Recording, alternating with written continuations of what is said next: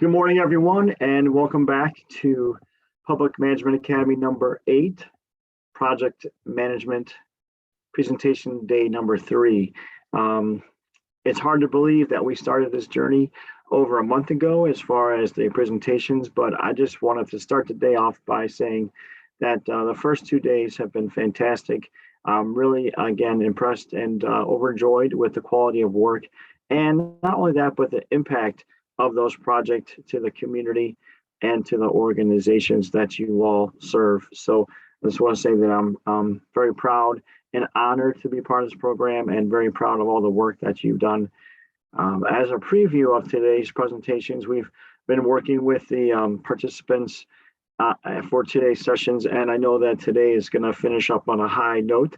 So definitely the bar has been raised, and everybody that's going to be presenting today will be definitely exceeding and meeting that expectation. So I just want to say congratulations to everybody that went, and also for those for today. Our first presenters today are Stephanie Koval and Dylan Fodor from the city of Solon. And Solon has been a long-standing partner with us through the years, not only taking the Public Management Academy, Leadership Academy participation, and also our Lean Ohio Bootcamp program. Several of the Solon folks are actually have presented and participated in our Lean Ohio Bootcamp and actually sponsored cohorts at their facility. So I'm really excited to have Stephanie Koval and Dylan Fodor presenting today on their topic, which is very timely as we are working with diversity, equity, and inclusion. And their topic deals with incorporating a lot of those key components into the recreational area within the city of Solon. So what I'd like to say is congratulations for taking this on and making a point to continue to make Solon an inclusive and welcoming city, and making sure that it's within your specific department there. So I'm really excited to see, kind of hear and listen more about what you all are working on within the recreational area and the golf course. And without further ado, I would like to bring Stephanie Koval and Dylan to up to the screen so that you can bring up your presentation and start the program for the day. So I'm Stephanie Koval, and I am the Administrative Supervisor for Grantwood Golf Course in the City of Solon. And I'm Dylan Fodor, and I'm Program Coordinator for the Solon Recreation Department for the City of Solon. And as Rob mentioned, our title of our project is Recreation for All. A little bit about the Solon Recreation Department. It was established in the late 1970s. Prior to the creation of the Solon Community Center, the department operated out of a log cabin building located at the Solon Community Park, just down the road from the community center, where we still host some of our leagues, programs, special events, and where people can use the area for any sort of leisure activities. This expansion has provided us the ability to offer a wide variety of both sport and leisure programs, classes and camps, as well as rentals, gymnasium space, and fitness opportunities. And then getting into a little bit about Grantwood Golf Course, we were built in 1924. Before that, we were a dairy farm and became city-owned in 1973. Grantwood's always valued equity and diversity throughout the years, and have always pushed to be a welcoming golf facility. We offer multiple junior and adult camps and clinics, as well as an 18-hole golf course, a full-service driving range that's open all year round, and a banquet hall facility. So the purpose of our project was to create an action plan for the City of Solon recreational services that focuses on diversity, equity, and inclusion. We had 2 goals in mind for this. Internal goals, meaning for us, was increase and maintain a high level of diversity, equity, and inclusion across our organization. And our external goal was to eliminate barriers and increase opportunities for participation of underrepresented communities and populations to reflect our overall mission. Our city mission is to continue to be committed to enriching the quality of life for all of our citizens by delivering superior services which promote a safe, active, healthy, and connected learning community, And our vision, which you saw on the first title page, is working, learning, and thriving together, which we believe this project can help accomplish this.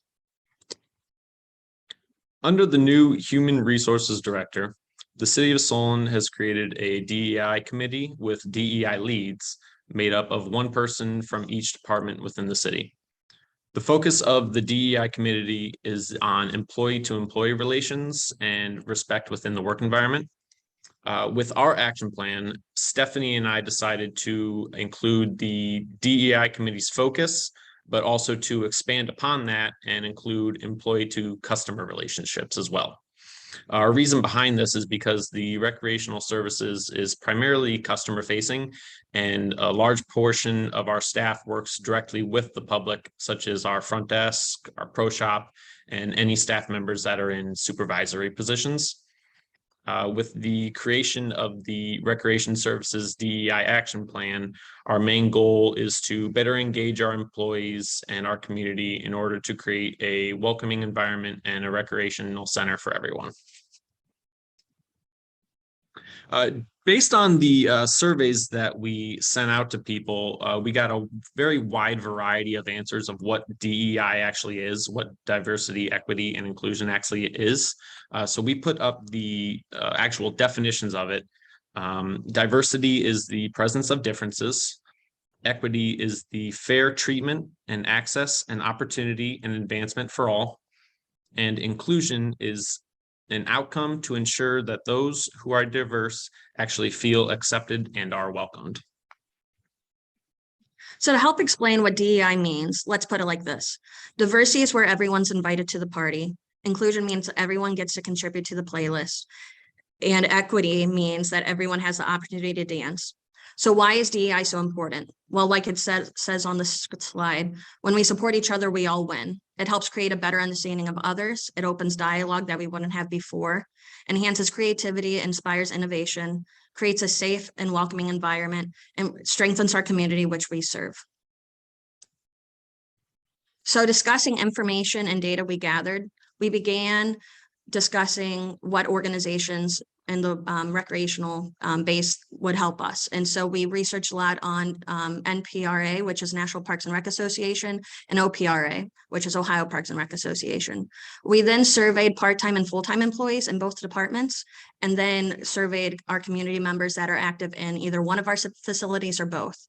We are in contact with DEI leaders, which were in some of the trainings and seminars we both were a part of. And then we wanted to compare our community and neighboring communities with the census from 2021.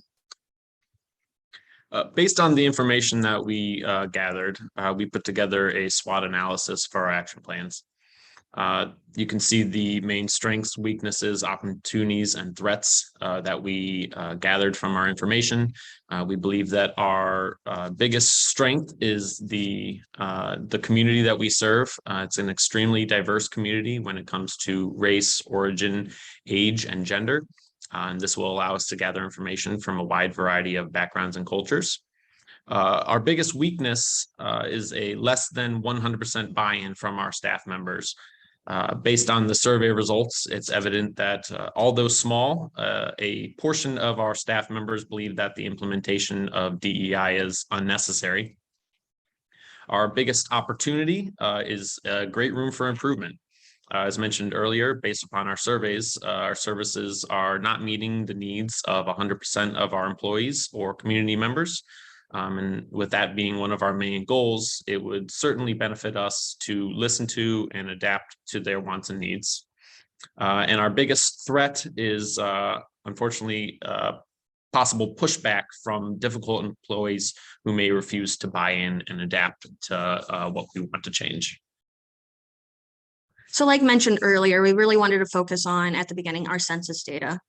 So this is just going to be the city of Solon, and we use this to see where we are demographically. But we want to highlight really the bottom table, where you can see 25% of our population is under 18 years old, and that's where a majority of our programs are made up. So quoting Maya Angelou, she said, "It is time to teach young people early on that in diversity there is beauty and there is strength." And with our action plan, that is our goal. This is going to be a continuation the census that we used. We wanted to compare a neighboring community, and Twinsburg is literally right next door. We have roughly around the same population, but you can see that going down in the table under race origin, that we are similar, and both communities are diverse, if I can say it. And so that's where we wanted to kind of really pick up and highlight that not just our community, but our whole entire area is diverse, and we wanted to feed on that. So getting into our employee surveys, the next few slides will go through this and our community. The first question we asked, which was very important to us, is to see where the knowledge and training was for our employees. You can see 50% have a moderate amount, but also 10 to 13 say they have a great deal. So obviously there's a lot of room for improvement. Looking at a few other questions for our employee surveys, the next one that we would like to highlight would be, how would you rate diversity and equity in our organization?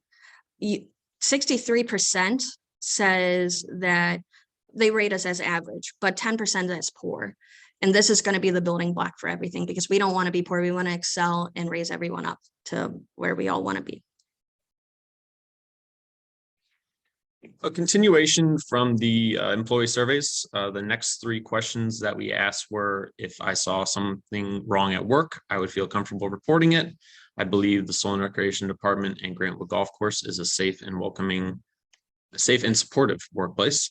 And Solon Recreation Department and Grantwood Golf Course invest time and energy into building diverse teams. On a grand scale, the results from questions 7 and 8 are good, but not great. And the surveys show that we can certainly improve in these few areas. However, we find that the biggest problem we face is the need to invest time and energy into building diverse teams. Seeing that only about 1/3 of our employees feel that our department is diverse, we believe that improving upon this can also help raise the results from questions 7 and 8. We gathered useful knowledge from our multiple choice surveys, but we feel like our most telling information came from our short answer questions. Finding out what DEI meant to our employees provided conflicting results. While they were overwhelmingly positive answers, such as strengthening a group of individuals by including everyone in the process and having an equal opportunity to pursue a chosen path, activity, or outcome. We also received responses that are on the right side of number 2 from employees that were either misinformed on the topic or clearly against it altogether. Again, although the answers were overwhelmingly positive, having any pushback at all can be detrimental to reaching our goals as a department. Our remaining short answer question resulted in useful information as well. Finding out what challenges our employees have when working closely with diverse coworkers and community members can help us when creating our training and onboarding process. This information can also be helpful when building diverse teams within both of our departments to create a welcoming work environment. Overall, our most common answer was communicating with patrons when there is a present language barrier.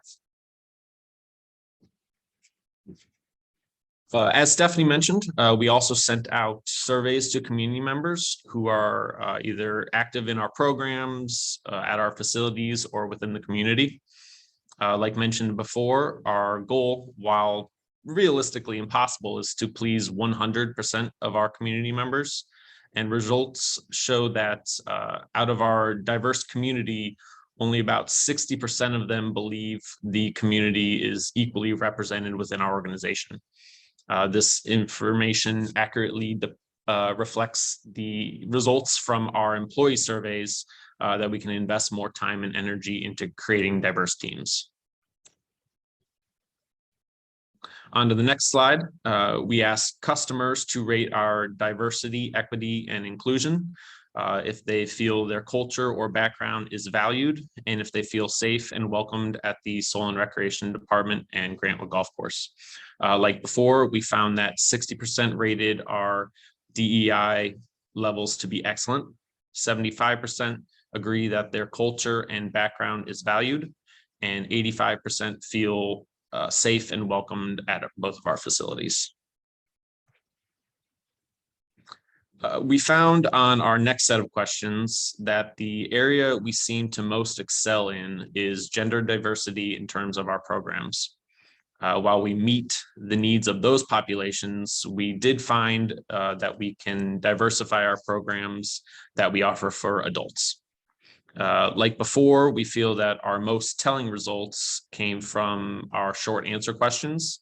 When asked to provide our department with suggestions on how to improve diversity, equity, and inclusion, we received a lot of different answers ranging from more recreation program ideas for minorities, more programs for teenage participants, and improving the welcoming atmosphere by having more female and racial minority staff members.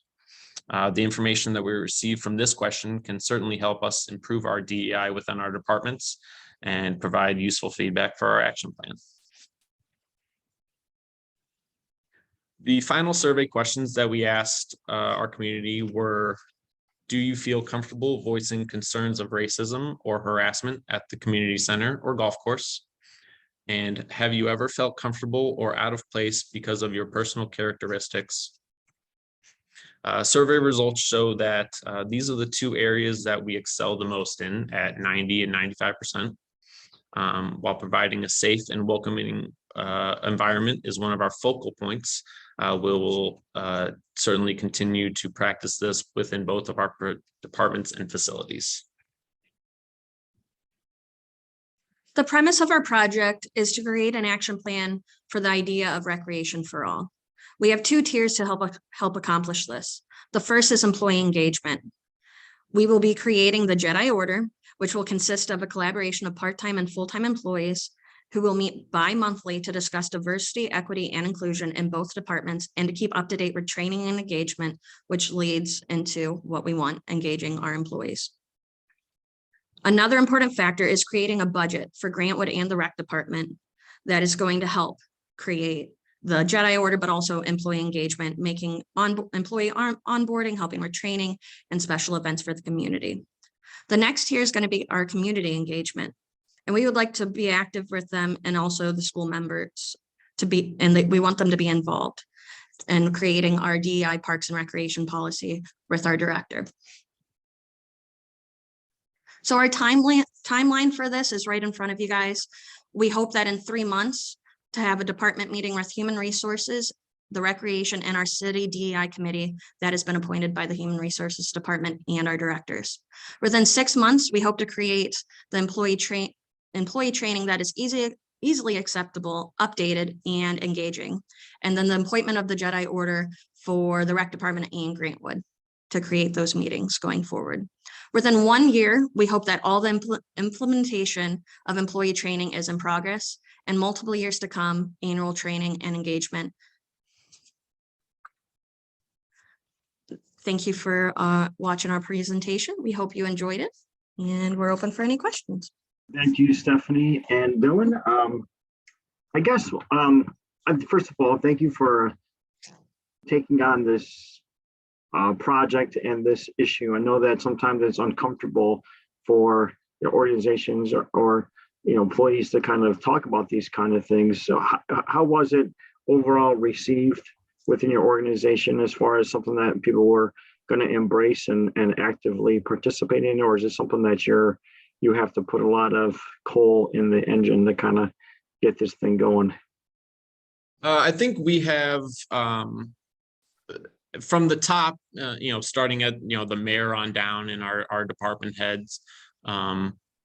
I think we have a very good backing for wanting to do this and needing to do this. Really, they definitely see the need to implement diversity, equity, inclusion into not only just the department but within the entire city itself.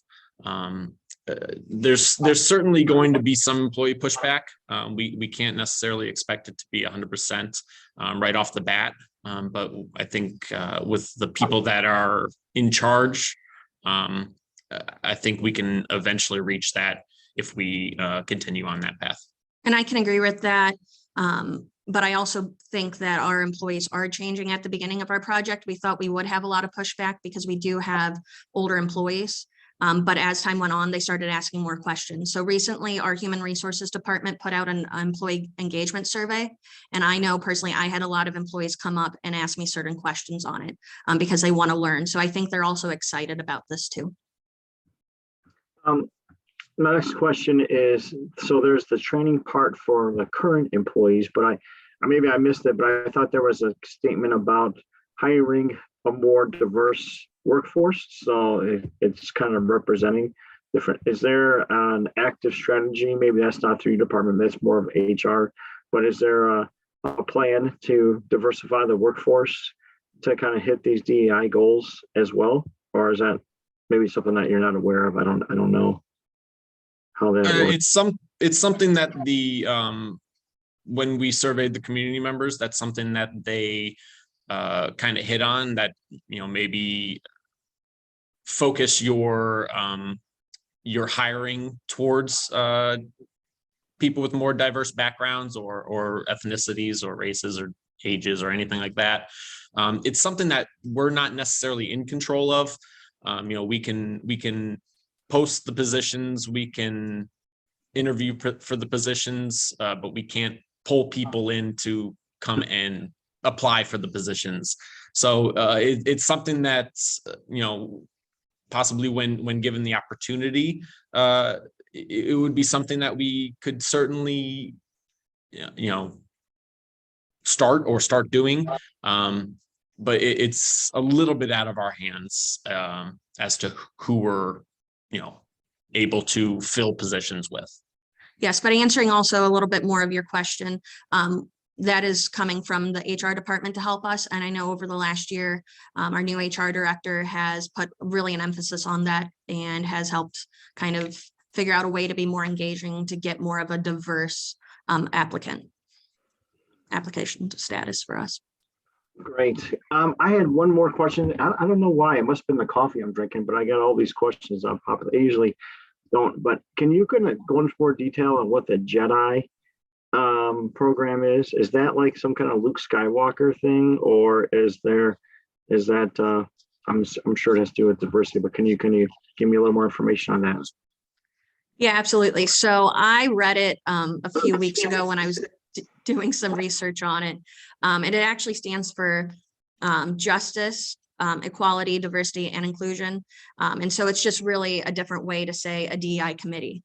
And so we thought, especially with our employees and our coworkers, a lot of us are very into Star Wars. So it seemed kind of fun to get people to be more engaging on it and want to be part of it, compared to let's be part of a DEI committee that might, people. So it's more or less gravitating towards that. And then we sat down yesterday and figured out who's who in the Star Wars saga. So that was kind of fun. Well, I do like the fact of putting a little fun twist to it to kind of keep it light but engaging. And so congratulations, that's great. I'm going to pass the baton over to Alexandra. I know that there's a bunch of comments and questions coming in. So Alexandra, can you take it away? So our first question and comment comes from Donna. She says, great job, you two. What is the plan for those employees who are entrenched in the anti-DEI mindset? Training can only go so far compared to leadership. Yeah, so we agree with that. We have had a few employees, especially at the beginning, that gave us some pushback.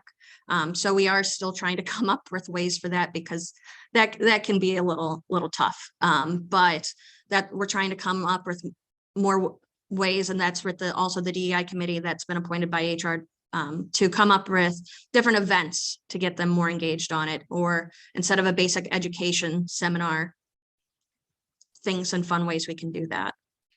We also seem to believe that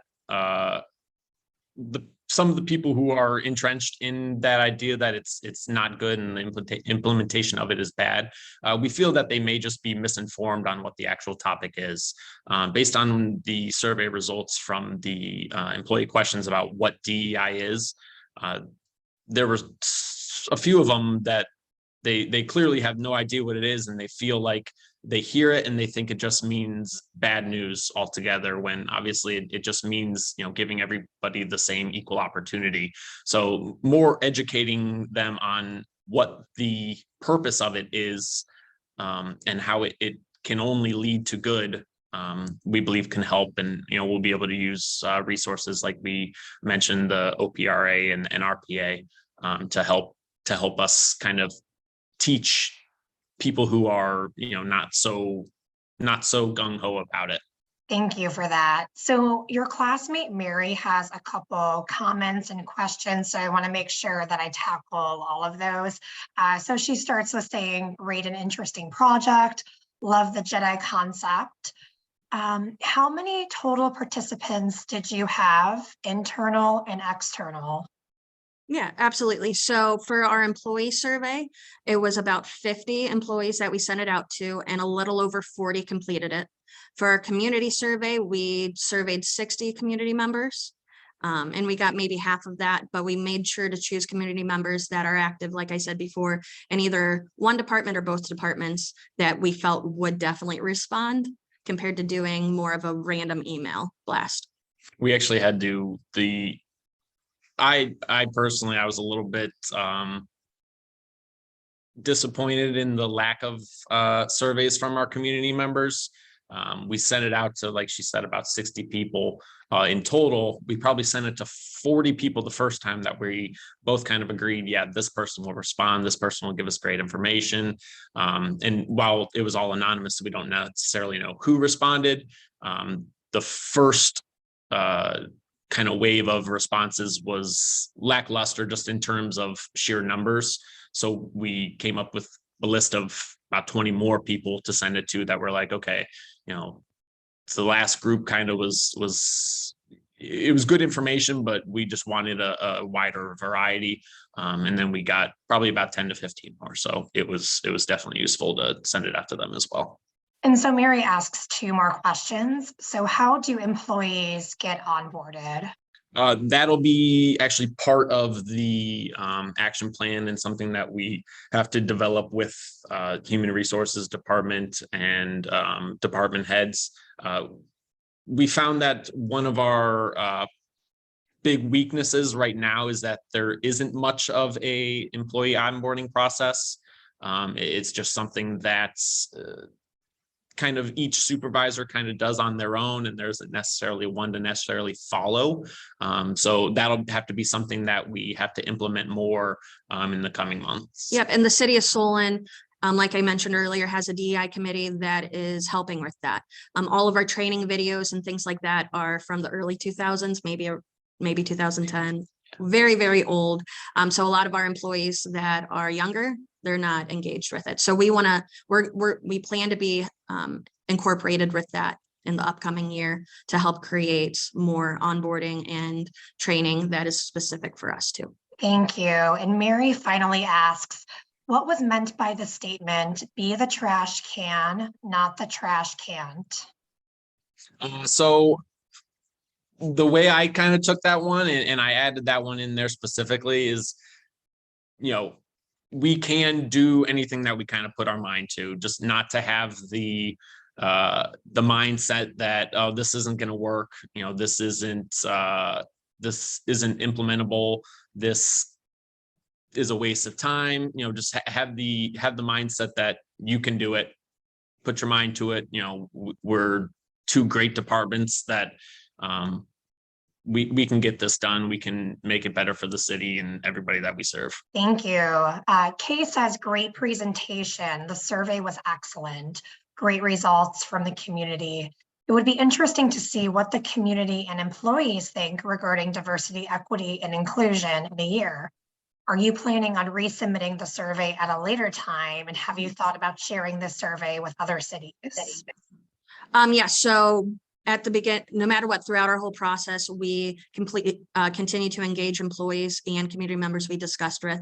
And that is our plan to gauge how successful we were within 6 months to a year. So within a year, we do want to resend the survey to see where we stand as an organization. So that is our goal. And then Ray asks, are there considerations for community education around DEI issues as well? Yes, so we hope to create a few special events highlighting that too. And that's where we are hoping to kind of find room in both of our budgets to have something like that to engage our community and be hand in hand with the Community Life Committee that's been around for 5 years. 4 to 5 4 years. to 5 years. Mhm. So Amy says, great presentation, definitely very timely and should benefit the community. I agree. And then Christine says, thanks for the presentation. In our agency, we have a lot of interest in DEI, and we have a monthly meeting with different topics. Is this something maybe you could implement? The monthly meetings to implement those, is that what she means? That would be easier for us to do it with full-time. Our director likes to have either bi-weekly meetings or monthly meetings. So that's something we could kind of present or have somebody come in to present for when we do that. Part-timers, it would be a little more difficult because we have so many part-time and seasonal employees to kind of nail them down. But that is our goal to have maybe not monthly, but bi-monthly or quarterly, something like that, to get them engaged and continuously learning. Thank you. I will pass it back to Rob. Yeah, Thank you, guys. Thank you. Oh, you're not off the hook yet. No, Oh. no. I'm just kidding.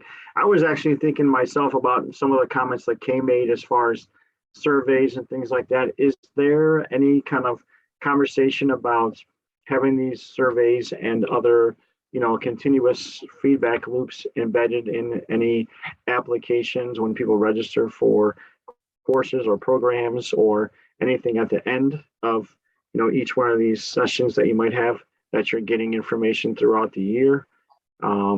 I know that on seasonal things, like if you're signing up to play pickleball, for example, for people in my generation, that's a big deal.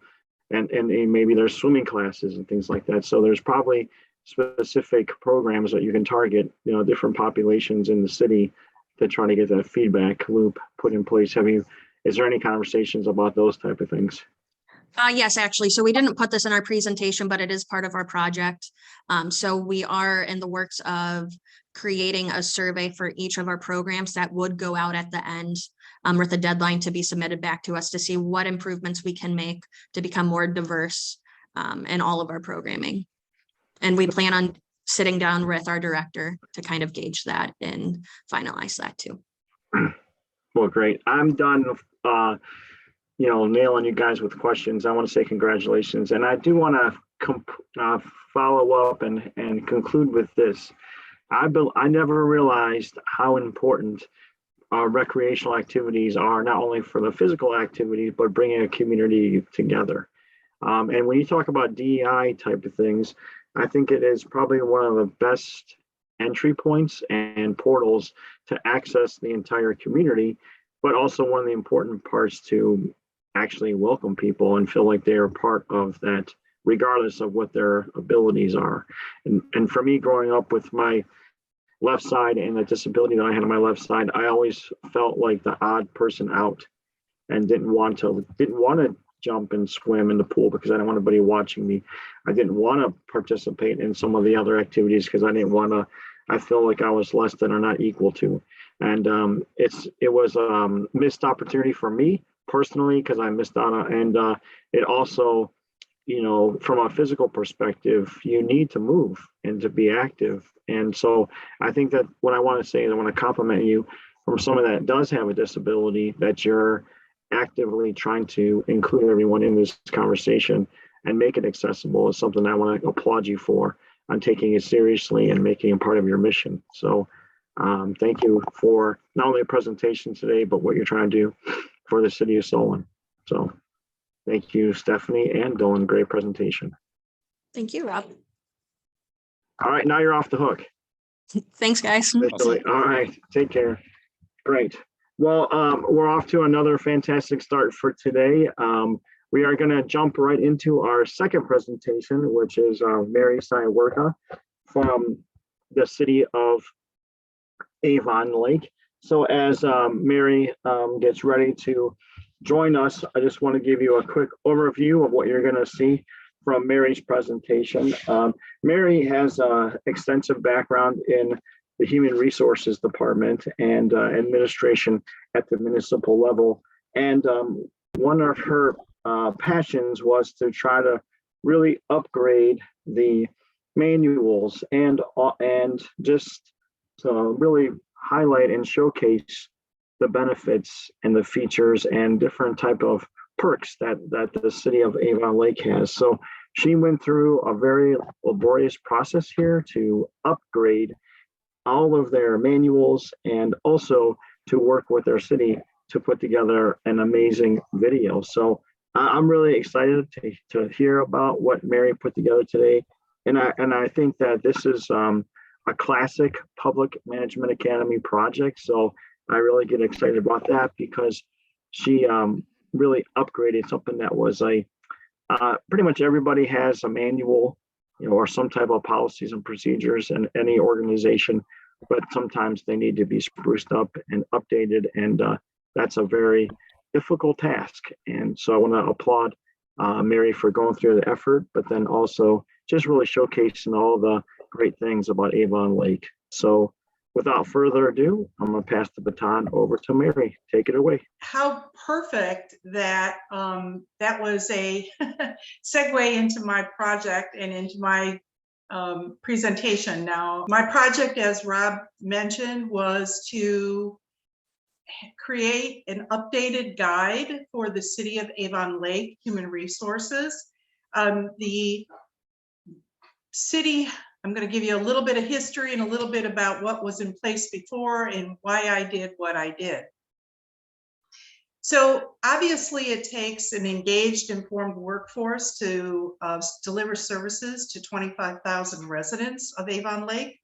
And currently the city has 160 full-time year-round employees across multiple departments. We have a full-time police force and fire department. We have a garage that delivers general maintenance. We have full-time water and sewer staff. We have engineering staff. We have in-house payroll, muni court, police dispatchers, just about everything you can think of to run a city. We're also in a unionized environment, which adds some things and adds some restrictions. And we have non-bargaining employees, which are governed by city ordinances and federal and state laws. So the last time that the manual was updated was in 2010. It was a cobbled together manual that was really stale. It did not include a lot of things that are current labor laws that really needed to be incorporated into a manual or into a personnel handbook. So what do we do and how do we do it? Supporting this workforce is me, a part-time year-round HR director, who is supported by a part-time law director. So when I'm not there and the supervisor or the union steward can't answer an employee's question, what happens? Where do employees go for answers? Like this poor guy. Hey, Raymond, how does food get to your stomach if you don't have a neck? I mean, that's pretty typical of the questions that are asked to each other, to employees around the lunchroom table. Hey, how do you do your sick leave? Hey, how does vacation time work? There was no source of information for employees. So as a result, relying on history or rumor or past practice, that can and does steer employees in the wrong direction. Supervisors are just too busy with day-to-day work to stop and research or answer an issue. So this led to inconsistent behavior, inconsistent application of work rules and workarounds, which were awful because a supervisor might say, well, Susie, take that time off. Don't worry about recording your time and we'll catch up with it later. And then Sandy finds out that Susie did that and it just is a snowball. So I took a three-pronged approach to this manual and getting information out to employees. You know, what what did we have, what did we need, and what was the goal? Well, the goal was to attract and maintain and educate employees and have information at our fingertips. So my project, it was to restructure, recreate a single source, get rid of the outdated manual, create something that detailed benefits, because that was another thing that did not exist, a comprehensive benefit guide. There was really no introduction to the community or the services we delivered. What were some of the musts that it had to have? It obviously needed to have reflect current and state and federal labor laws. It needed to mesh with the collective bargaining agreements. It needed to cover benefits and policies for those employees that were not in the collective bargaining agreements. And it had to meet the civil service rules of the city of Avon Lake. So that was quite a lot that it had to do. So it started with the SWOT analysis, and I won't read all of these, but we have a very stable workforce. There's very little turnover, but one of the major weaknesses was that there was no single source of information. When there was a major issue, it was a complete derailment. There were people running around, how do we handle this? What do we do? How do we answer it? So there was a huge opportunity to have an information point for supervisors, for staff, to attract other employees or maintain the ones we had, keep people engaged. And the threats, of course, the same in all municipalities. Was council, was the city administration going to buy in? Could it get politically sidetracked?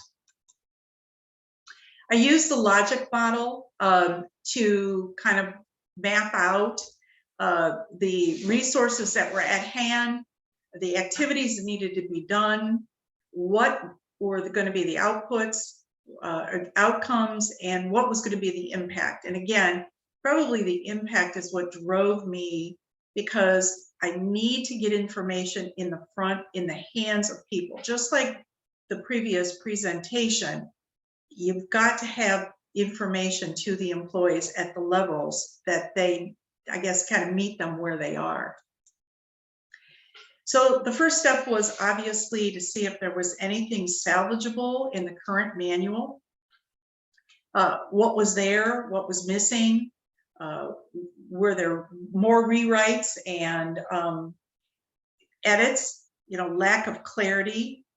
Then we needed to create a crosswalk over to the city ordinances. The review of the city ordinances began with the law director and the council clerk, and we looked at all the things that we needed to incorporate. Then we thought about what else do we need? We needed to create a timeline working backwards to get this done based on council's schedules, council's meeting times, etc. Sometimes they could go over the reviews in the committee meeting. Sometimes other things were more important, and so my things got sort of put on for the next meeting and the next meeting, and things got pushed out. Then we talked about what else would be good for new or existing staff members. What are the other pieces that people need? So the revised handbook was accompanied by a brochure outlining the current menu of benefits.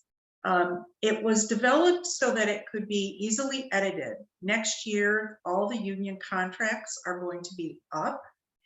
And so if that benefit guide needs to get changed, it can get changed very easily, as well as the handbook. The handbook is based on the ordinances, city ordinances, and the collective bargaining agreements.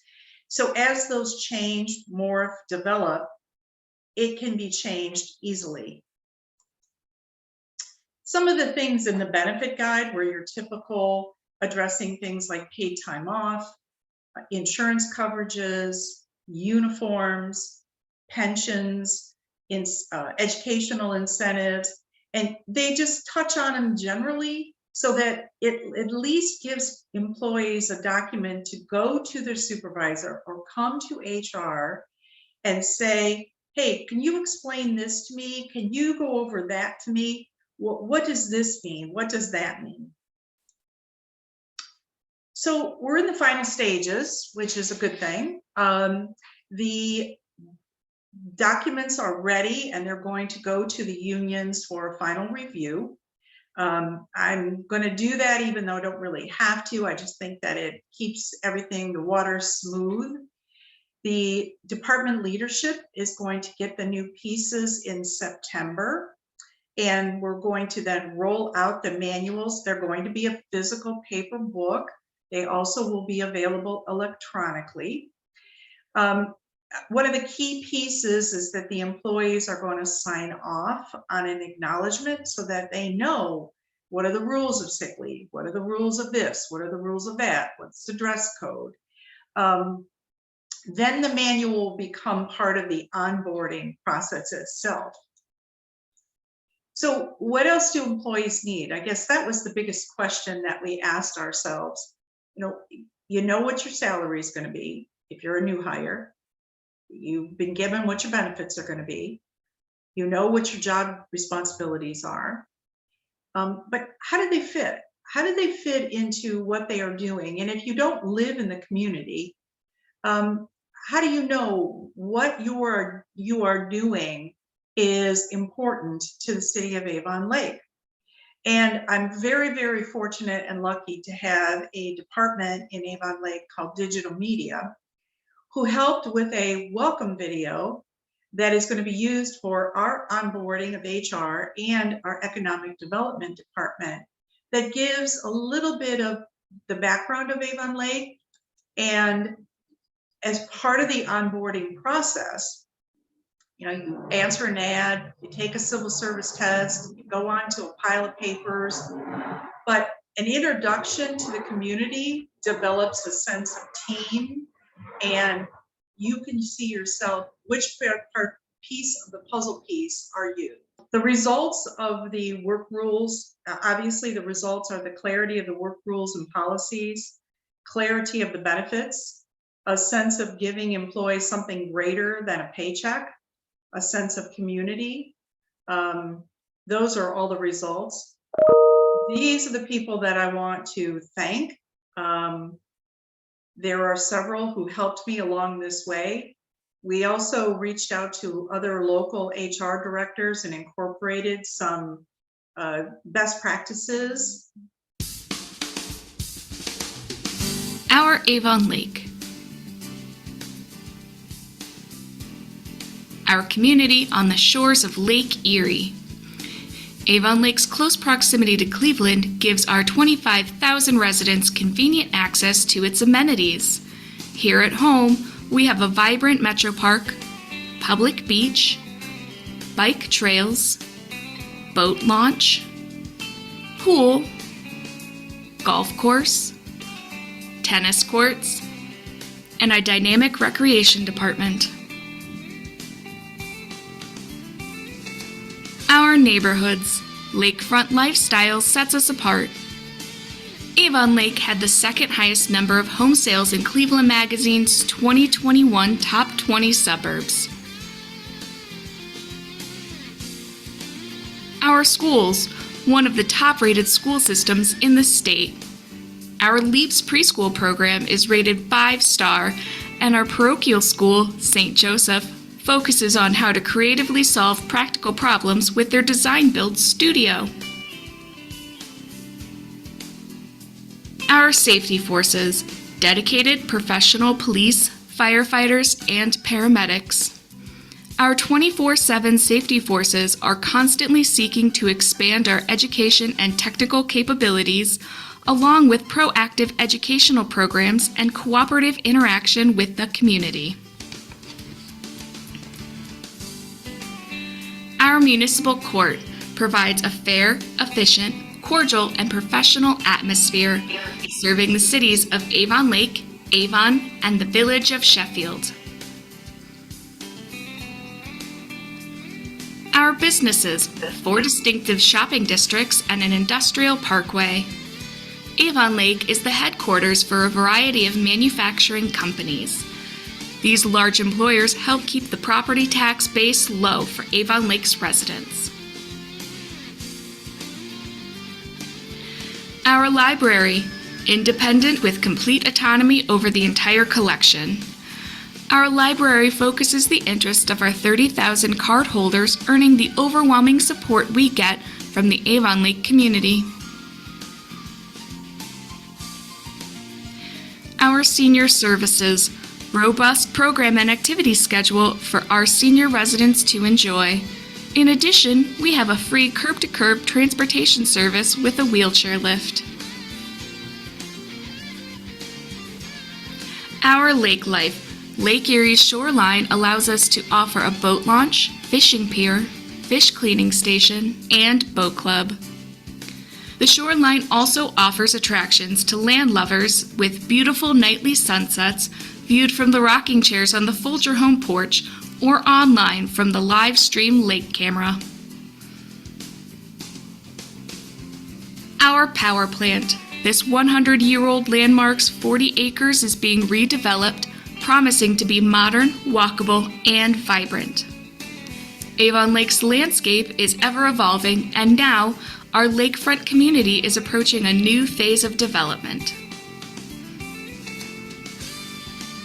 Our parks, 220 acres of public parks and green spaces, plus 35 miles of bike trails, with amenities including ball fields, walking trails, pool, fishing pond, dog park, skate park, horse arena, and beautiful gardens maintained by our garden club.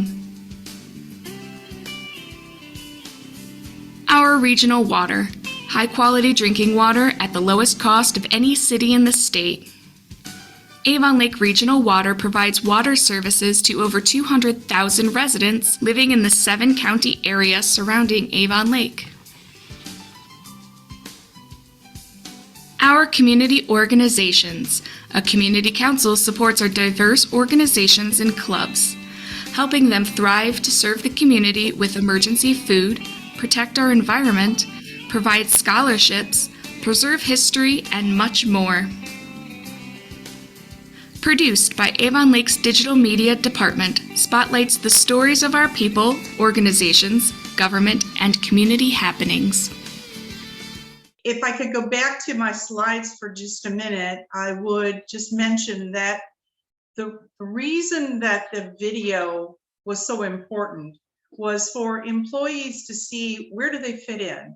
So if you're getting hired to work in the water department or you're getting hired to work in the recreation department, you get a lot of background on what that's all about, where do you fit in, and again, that's all to build employee engagement, which is critical to success. So again, I'm happy to answer any questions. I appreciate all the help from those who helped me on this project. It was a long time in coming, and I look forward to rolling it out to the employees of the city of Avon Lake.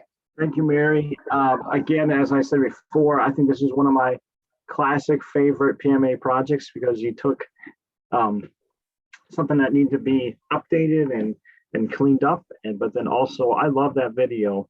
I live down in Medina and I love living down here, but when I started seeing the lake and the parks and the water slide, I was like, oh, I need to move. I need to move out there, and I also need to potentially even work down there down the road. That'd be awesome.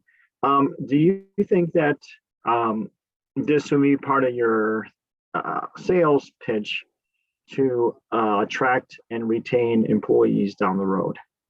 Yes, and that was intentional. It was to have, because currently we don't really have any kind of recruitment material, and cities are no different than everybody else right now trying to recruit employees.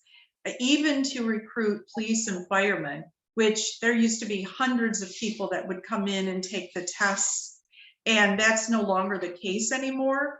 And so if we can use these, I see this video being played at like job fairs, and having our benefit guide and even our employee manual available for people to take a look at to see, wow, they give out uniforms and they have educational benefits and longevity, and this is how much they pay for healthcare, and they have dental and vision and pension, pension plans. I do think that it could be used as sort of a sales pitch. Yeah, I see that a lot. I interact with pretty much all 59 communities in Cuyahoga County and some agencies across the state, and the Great Resignation is hitting everyone bad. So they're looking for ways to try to attract, individuals to come to their organization and come to their municipality. So I think it's a huge perk, or huge, sales pitch that you can definitely present to folks. So I would say congratulations and good. I also like the multimedia aspect of the video, but then also you said the manual is going to be, in print form, but also available online as Right. well. Did you find, or have you, maybe you don't know the answer yet, but have you found that folks are aware of all their benefits and what the rules and regulations are, or is there a lot of ambiguity, or how do you think you're going to measure or see if this has been impactful the way you think it will help? First part of that question is, yes, there's a lot of ambiguity. Measuring it, I think in the questions that come to me and or the payroll people, probably weekly, she gets questions about vacation time usage, calculation, computation, and we share a lot of that information. And so I think we'll be able to tell as this information is handed out, rolled out, and supervisors get it and digest it. I think we'll see less weekly questions coming in, or concerns, or miscalculations on the payroll information. My other plan is to educate the department heads on these documents, on the manual, on the brochure, have them watch the video, because they need to answer the question. It has been the history that things are made up on the fly, because they've got somebody in their office right then and there, kind of throwing a temper tantrum about their dental benefit. And so, or some other thing. Sometimes they'll just say, okay, we'll just do it, or just take that, and it's just, they don't think about how that affects, what's the downstream effect of that. And so during my tenure, a lot of my cleanup has been the fact that this is missing for a long time. And so there were a lot of procedural things that needed to be sort of unwound. And we needed to get, okay, everybody gets treated the same. Everybody follows the rule. So I think that the measure will be engagement, and obviously less grievances, and better labor relations. Yeah, I agree. Well, I give you credit for going through that. I know that when we were having the conversations, it was very laborious task, not only to assemble the documents, but then also to make sure that you were, had the accurate information, reviewing it with all the legislative and appointed officials and getting everything. So, appreciate you going through all that, because I'm sure that took a lot of time, and effort to make sure that everybody was on the same page. So I'm going to pass it over to Alexandra if there's any comments or questions from the audience. Yeah, thanks, Rob. So we have a couple comments and I think one question so far. So if you're out there, please send in your comments and questions for Mary, and we'll make sure that we'll address those. So Kay agrees with you, Rob. She also wants to move. So Kay says, Mary, great presentation and concept on onboarding new employees and educating current employees. The video is a great asset, not only to the employees, but also to the community. Makes me want to move there. It's a great community. Christine says, very nice, Mary. Love, love, love the overview brochure and the video. I think many could benefit from employee manual updates. I know we have so many out of date, and I find myself constantly going back to union contracts. Good move on including the union on reviewing the buy-in with the documents. Collaboration at its best. Thank you. It looks like we have one more comment and then two questions. So Chrissy said, wow, Mary, that was a huge undertaking. It is extremely important to have a single source of information for new employees. And our first question comes from Jared. Jared asks, is there a plan or formal workflow in place for keeping the manual updated and informing employees as policies change? There is not at this time, but it will morph when the union contracts are changed and they're negotiated next year. The good thing about the policy manual is based on the ordinances, and when union contracts change, the ordinances change, so it will be updated. I will not be there next year, so I will have to give my best suggestions to the next HR director to do that, but that's a very good question, and it's a very important part of keeping it fresh and current, because obviously the one from 2010, that didn't happen. An audience member asks if you've drafted the new manual. Yes, the new manual is done, and it has actually been typeset so that everything has the same look, which our digital media department is really big on, is having that everything that goes out has the same look and feel. And so the new manual has been drafted. It is ready to go, like I said, to the unions and then to the department heads. And then it's going to give one last go round to city council, although they don't have to formally adopt it. And by, I'm guessing mid-September, people will physically have one in their hand.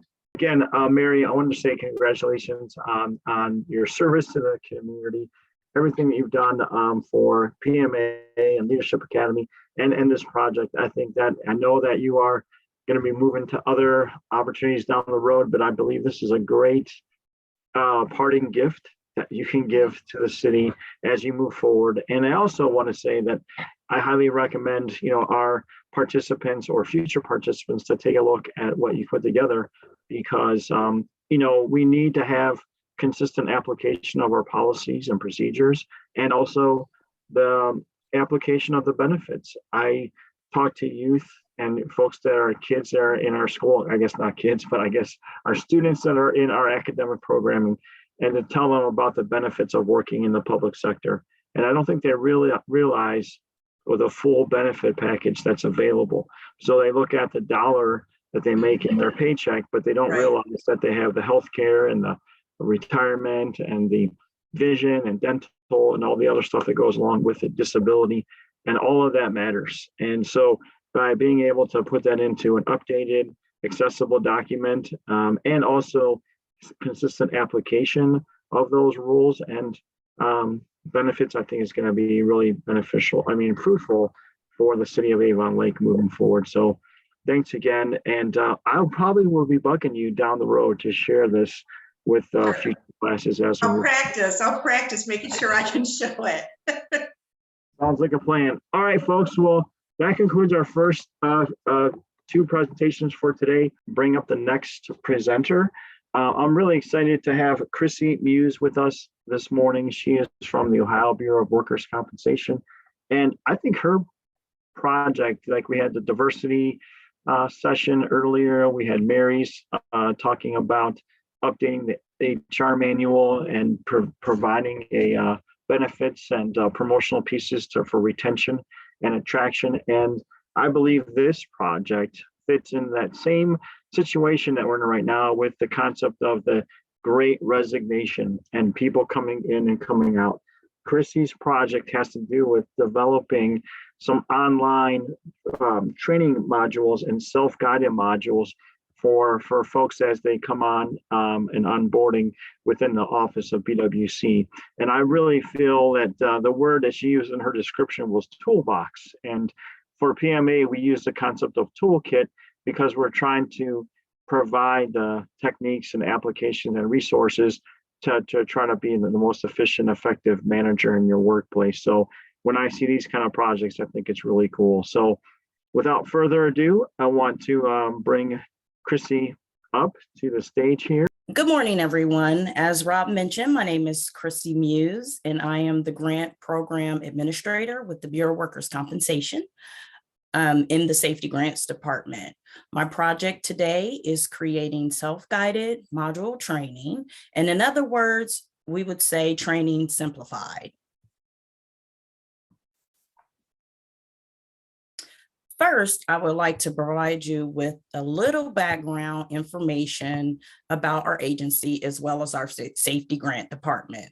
The Bureau of Workers' Compensation, otherwise known as OBWC, or more affectionately known as BWC, provides medical and compensation benefits for the work-related injuries, diseases, and deaths. So contrary to popular belief, we are the good guys. We were founded in 1912, and with assets under management of approximately $28 billion, we are the largest state-operated provider of workers' compensation insurance in the United States. Our BWC family has built our services around our mission, vision, and core values, meaning we, as an agency, service the whole customer by providing exemplary service to our internal, external, existing, future customers, stakeholders, and everyone in between. The Safety Grant Department is responsible for administering 7 different grant programs. We also assist the Attorney General's office with determining eligibility for the Ohio Law Enforcement Body Armor Program. And more recently, in response to COVID-19, we administer for the first time a federally funded indoor air quality assistance program. Our programs are currently funded at $35 million. In return, these funds are funneled back to the Ohio employers to assist in eliminating or significantly reducing injuries or illnesses in the workplace. We love what we do at BWC. My work ensures that more Ohio employees make it back home safely to their families on a daily basis. Additionally, the grant funds that we provide assist Ohio employers with cutting down the cost of employer premiums by providing funds to them to purchase interventions that will help reduce or eliminate the number of injuries and deaths at the workplace. Now, to the project at hand. One of the greatest challenges for any employer is training incoming staff to the level of them being productive. To ease the burden of spending countless hours training incoming staff, I have created self-guided training modules. The modules will replace in-person training for the incoming grant coordinators in our department, as well as serve as a refresher for the current staff. When I started this project, we had a staff of 13 people that included 2 supervisors. Today, we have a staff of 9 people that include 2 supervisors. This goes to show how often we have turnover and how important creating a module training will be for this department. Why self-guided, you say? Many people would say, don't replace the human. However, in this case, replacing a human will allow for the resources to be redistributed into other areas or for other tasks. Therefore, instead of replace, we redistribute.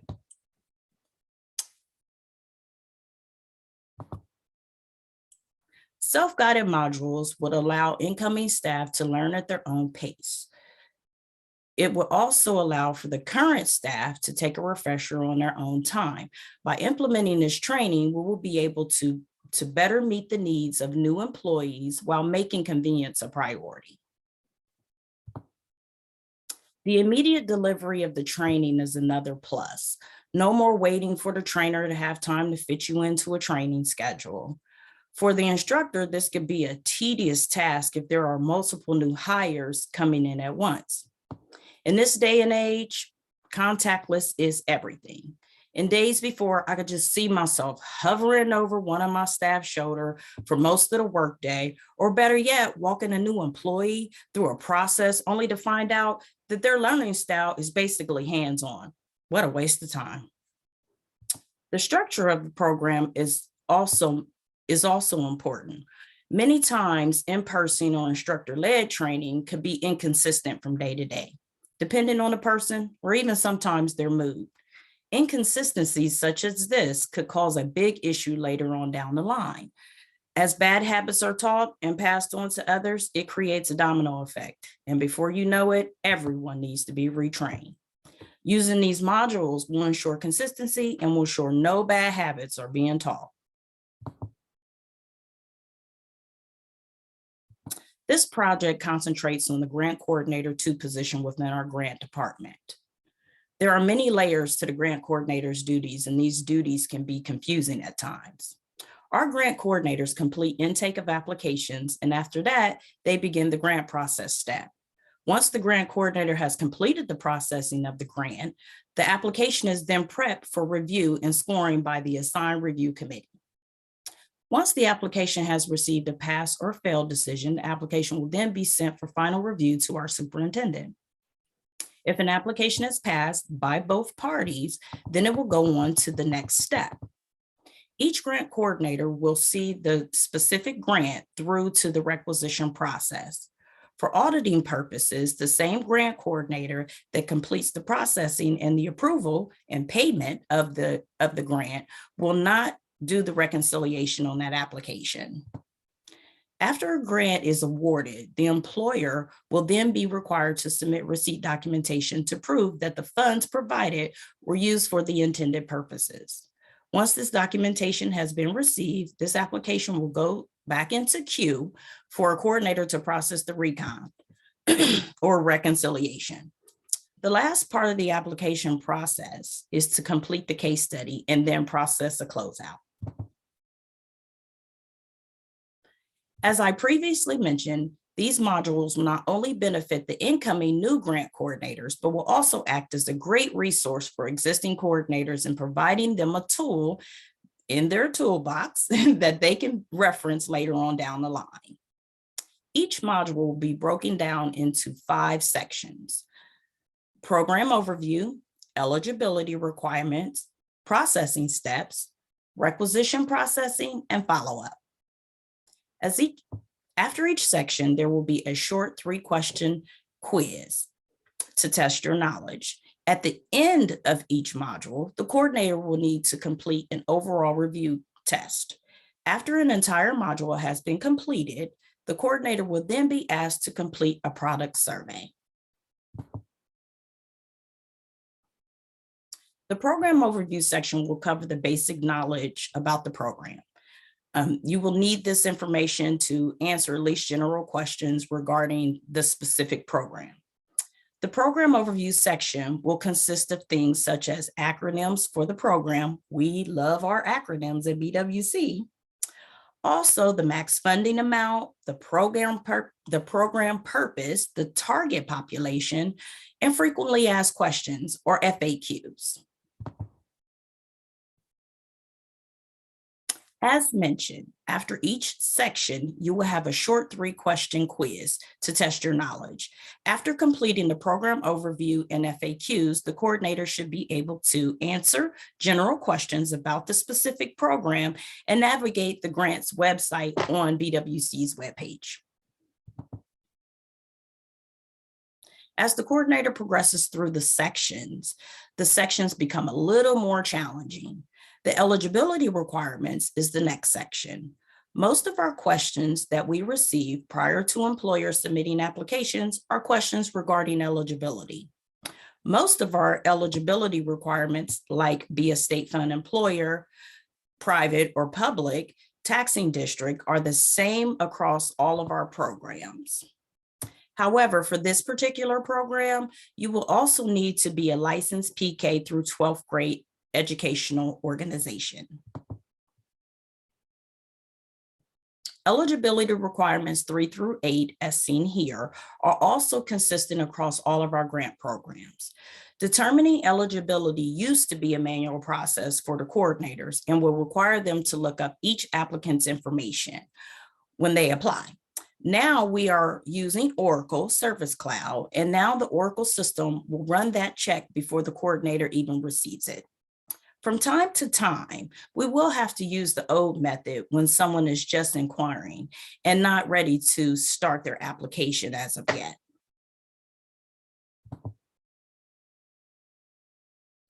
After completing the eligibility requirements section, the coordinator should be able to determine active coverage by policy number, review payroll history and identify classification codes, review policy history, and check policy status. When a coordinator begins to process an application, they will start with the processing sheet. Since there are so many steps to processing just one grant, a processing sheet will act as a blueprint. The processing sheet is pretty extensive, but I wanted to point out a few things that are most important when processing a grant application. Number one, the supplier ID. This number is the number that is used to disperse funds to the employer. If an employer has not established a supplier ID by the time the coordinator is ready to requisition, when the payment disbursement will be delayed. Number two, policy number. You must have an active policy number in order to be eligible for any of BWC's grant programs. An AG balance. If the employer has a balance that's certified to the Attorney General's office, you do not qualify for any of our programs. In addition to the many internal systems that we use to process our grants, this particular program requires the coordinator to also use another state agency's external databases. We use JFS's Early Care and Education Program database to research provider information for daycares and preschools. We also use ODE's Ohio Educational Directory System to search for other schools that are outside of the daycare and preschool category. The coordinator will then be directed to our grant management system, or Oracle. As I previously mentioned, this system does a lot of what used to be manual work for the coordinators. This system makes predeterminations on an application prior to the coordinator receiving it. Unfortunately, the system is still fairly new to us, and we still have to conduct quality checks here and there just to make sure that everything transferred from the old system to the new system. This graphic on this page is the first page the coordinator will see once they have successfully signed into Oracle. The system provides knowledge articles to reference throughout the process, and as the coordinators move from one task to another, they will have this information available to them. Depending on the actual grant type, the grant processing pages can range from 4 to 5 pages. What we have found is that the grant supervisor should request access prior to the new employee's start date. Sometimes getting access granted can take a little longer than usual because it's a new program to all of us. This will also ensure that the new employee will have the ability to hit the ground running on day one. After completing the processing steps section, the coordinator should be able to process applications from beginning to end, correspond with the applicant regarding additional information needed, and correspond with the applicant regarding next steps and deliver decisions. The requisition process is the last process that will need to take place in the pre-approval process. This process will require the coordinator to be trained on another program that is not a BWC specific program. The program is called Ohio Buys, and this program is mostly used by all organizations or some organizations within the state. We're kind of new to this, so I'm not for sure how many people actually use it right now. But once the requisition has been completed, a supervisor will approve the first level. Then it goes to finance for approval and invoices. Depending on the grant fund amount, larger fund amounts will need a third approval. Once a rec has been invoiced, it then receives a PO. Then funds are dispersed through Ohio Shared Services. So we at BWC do not disperse funds for our grants. It goes through Ohio Shared Services. So after completing the requisition process section, the coordinator should be able to requisition for funds to be paid to the employer.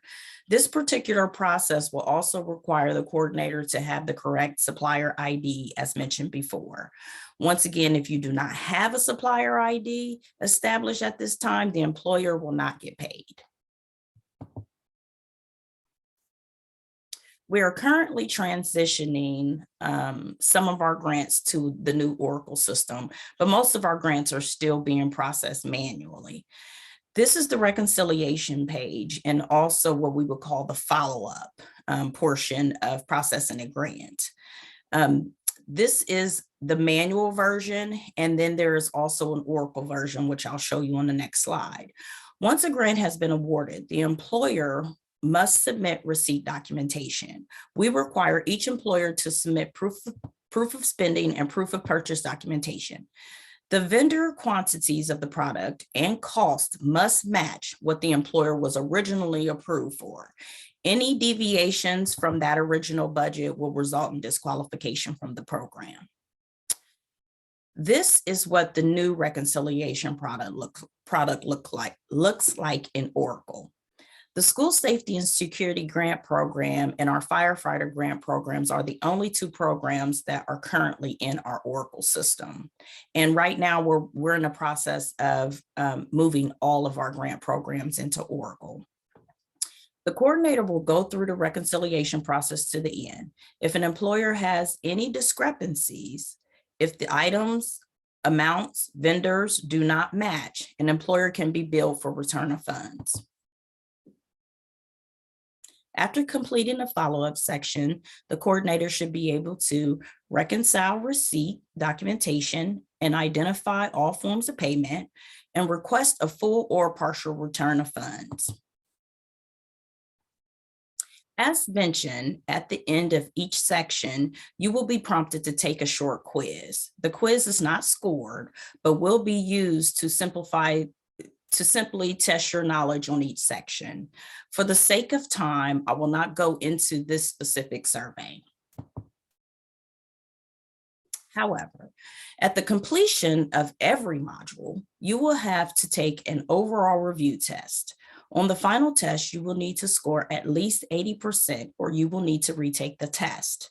There are 10 questions total worth 10 points each. I would like to demonstrate the overall review at this time. I will answer some questions wrong purposely just to demonstrate how it works.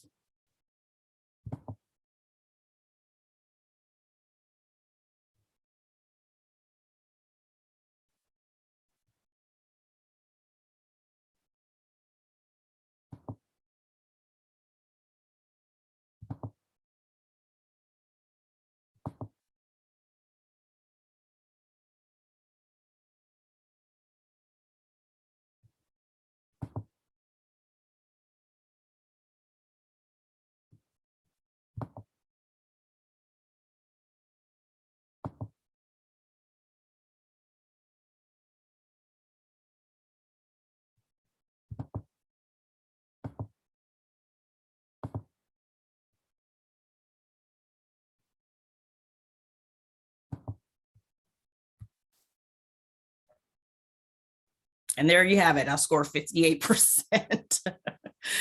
So I wouldn't have passed. I would have to go back and retake the test. So next, we'll go to the next slide. Sorry. All right. Finally, a product survey will be given. I would like to get some idea of how our staff like the product. I can use this information for ongoing product improvements. Some of the questions would include, what are your thoughts on this form of training? Do you think this form of training will be beneficial? If so, why?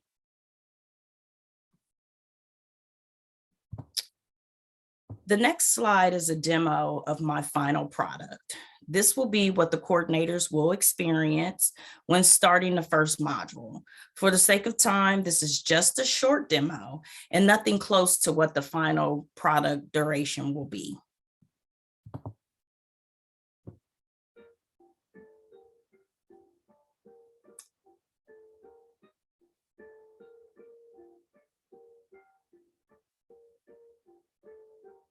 Hello, and welcome to module number 1, School Safety and Security Training.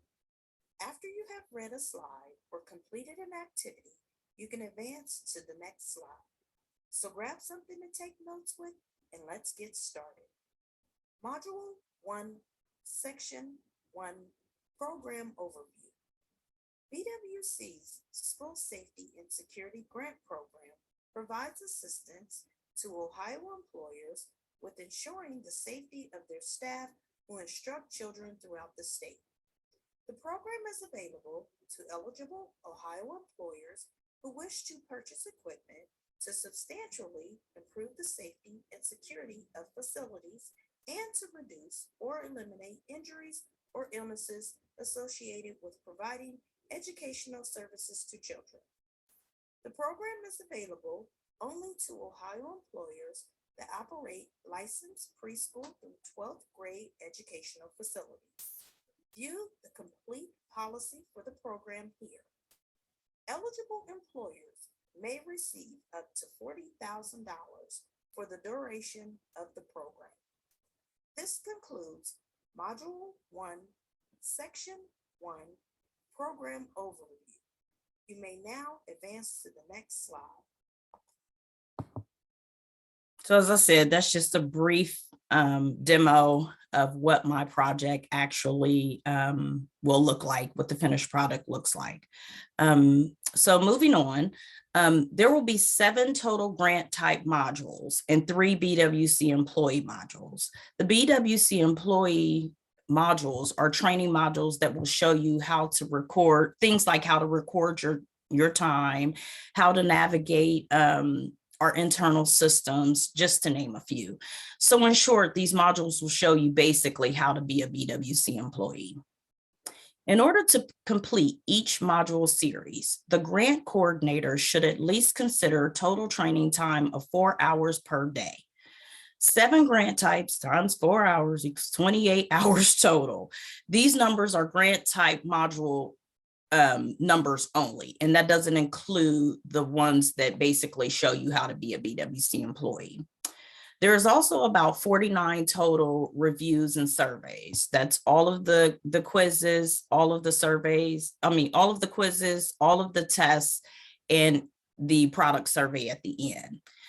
Leaving time for breaks, lunches, meetings, and other training modules outside of processing. A typical day for a grant coordinator in training would look like this. 2 15-minute breaks equaling a half an hour, 1 hour lunch, average of 2 meetings a day that equals an hour, which that is never me, never 1 hour meetings.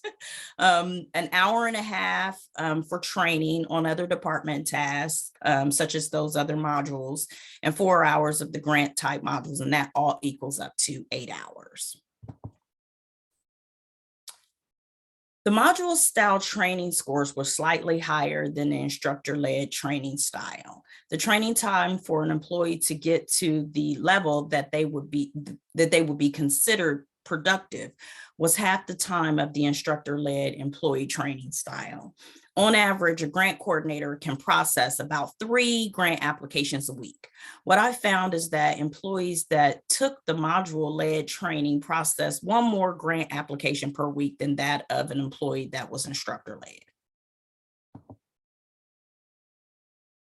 I identified the following in my SWOT analysis. some of our strengths were the fact that the staff was totally dedicated to being able to implement this new product, and they were excited about it. Leadership was very supportive. One thing at BWC that stands true is that they welcome any new ideas. They want to make things easier. They like to work smarter and not harder, or however the saying goes. Some of our weaknesses that I did find is our budget. We have a lot of money coming in and a lot of money going out as far as these programs are concerned. Our main thing is to get this money out the door. So we don't have a lot to play around with technology and different things like that, which leads me to our resources.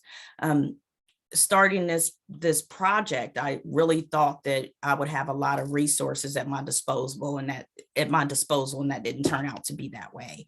Our turnover rate, which has always been an issue, we, like I mentioned before, that we started off with 13 people at the beginning of this project, and now we're down to 9.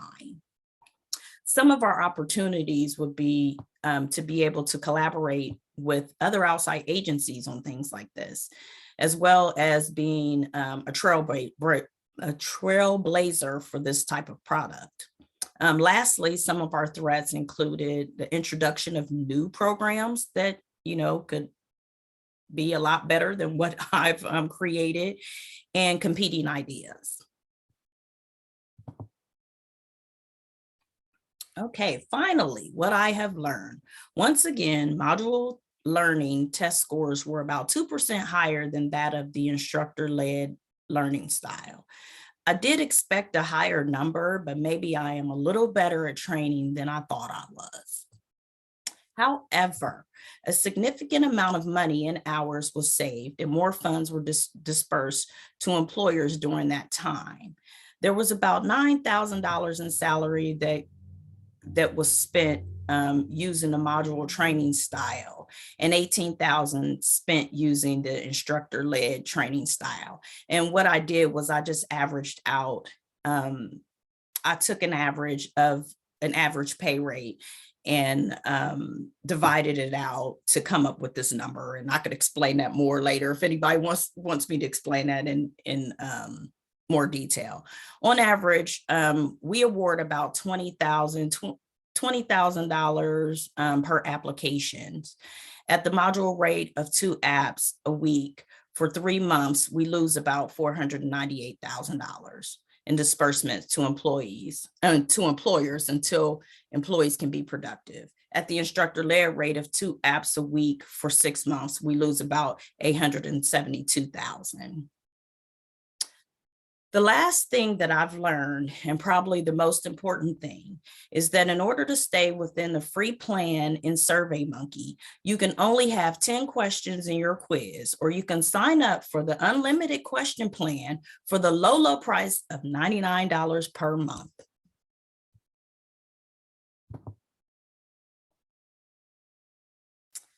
The other side, there are always drawbacks to every great idea.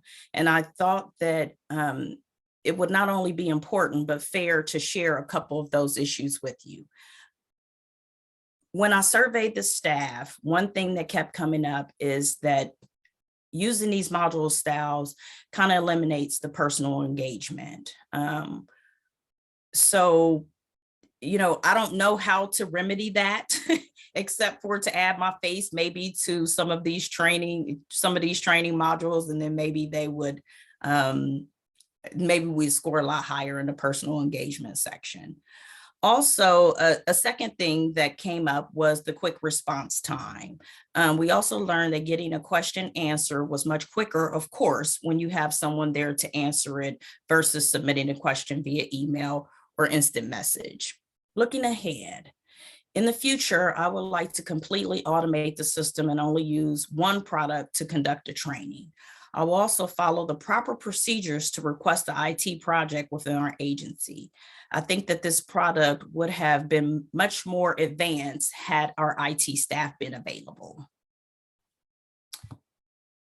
I would like to also use another pool of employees possibly people from other departments, so that they can be fresh in mind. Basically, we did use some of our administrative staff and train them. That way they don't have kind of a leg up on anyone else because they don't actually process any grants.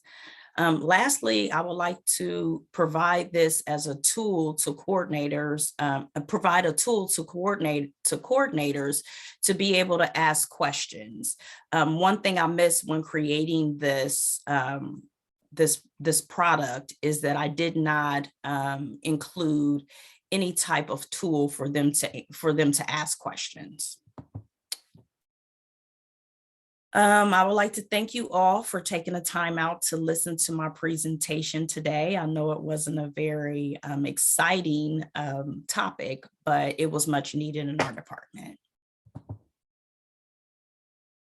At this time, I would like to welcome any questions or comments. Thank you, Christy. I loved it. I don't know, maybe I'm just a big nerd, but this is a type of project that I love because the more information you can give to your team, the better. And it seems to me what I heard from your presentation is that your system is very complicated. It's very highly technical. Very much so.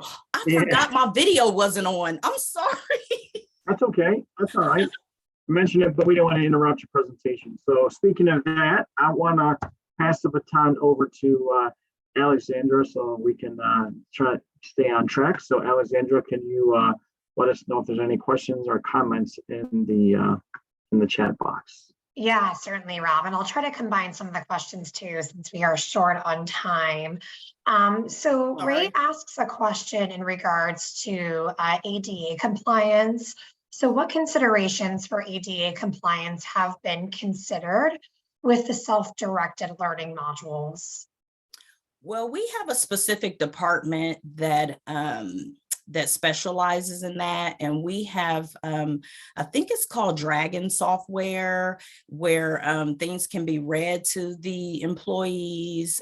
They also have specific. I haven't put anything in here because again, I didn't get as far with this program with IT's involvement as I wanted to, but I would like to reach out to our section that handles that type of thing in order to, transfer this product into something like the Dragon software and things like that. Can you talk a little bit about the modules and the changes based off of trainee feedback? And then also how the changes will ultimately be implemented? So as I mentioned, we're going to do a product survey after each one of them. And every time someone has something that they want changed or they think should be changed, we're going to take a collective survey of everybody to implement those changes, to make sure these changes is just not just one person. We would like to make everybody happy, but it's just simply impossible. We will have these quarterly meetings in order to update the system because it's not going to be just a system we release and it stands the test of time. It has to always be updated. So we will have these quarterly meetings in order to update that and use those product survey information in order to implement changes. So Donna asks, what QC process was used to develop these modules? How many people gave input and feedback prior to the modules going live? Well, the modules have not yet went live. We just tested 2 people only because of time and turnover. As I mentioned before, we started off with 13 people. We ended up with 9. So the only 2 people I could test were our administrative personnel within our department because they're the only 2 people that don't know these programs. So in the beginning, we did a survey of the full staff. What would you like to see in these modules? What would be beneficial? What would you like a refresher on and things like that? So that was 13. Well, that was 11 individuals because that's minus the 2 supervisors. And then the people that tested were the 2 administrative personnel. We're going to pass it back to Rob and get on to the next presenter. Thank you, Chrissy. Great job. Good luck as you start to implement this. Looking forward to hearing results. We're going to move on to the next presentation. That is Miss Barbara Cartwright, and Barbara is with the Ohio Department of Opportunities for Ohioans with Disabilities. Barbara is going to present a project that I call Thinking Outside the Box. She's talking about the concept of gamifying work readiness and trying to put in different ways to connect and assist young folks as they transition through different programs and be able to develop opportunities to connect with them and make them more productive and efficient as they go through these various transition phases.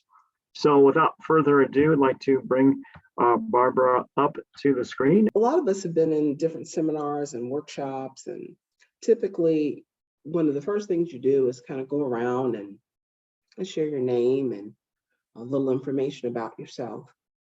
And even when we started this class, we did that process. But just imagine if, in addition to doing that, we went around a second time and shared our story. And, you know, we all have a story.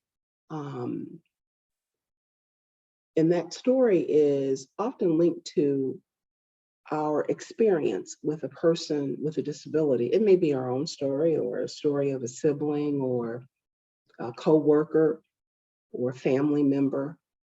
But this whole concept of disability is close to all of us. But even though there's commonality when we think about disability, when it comes to employment, there's a great deal of disparity in terms of the unemployment rate of individuals with disabilities and those that don't have a disability. I mean, the unemployment rate for an individual with a disability is more than double that of an individual that doesn't have a disability. And so what the project that I'm working on is in relation to young people, age 14 and up, that have a disability. And so the title is Gamifying Case Service Advancement to Level Up Engagement of Transition Age Students. And that has been an issue for us as an organization. So the first piece I want to share with you is some background, some history. This whole concept of vocational rehabilitation has been around since 1917. And initially, rehabilitation services were delivered predominantly to veterans and slowly kind of advanced out to civilians. But in 1973, with the Rehabilitation Services Admission, the creation of that federal program, nationally, rehab services, as we call them, became available to any individual with a disability across the board. And these services are basically designed to help an individual with preparing for acquiring employment, and even those services have been expanded to include promotion in employment. So for the last 49 years, we have been delivering this process that is laid out for us through RSA in terms of application, eligibility, and the services. So I want to speak a little bit about what that process looks like, and then talk about the proposal that's been put forth with reference to serving transition age students.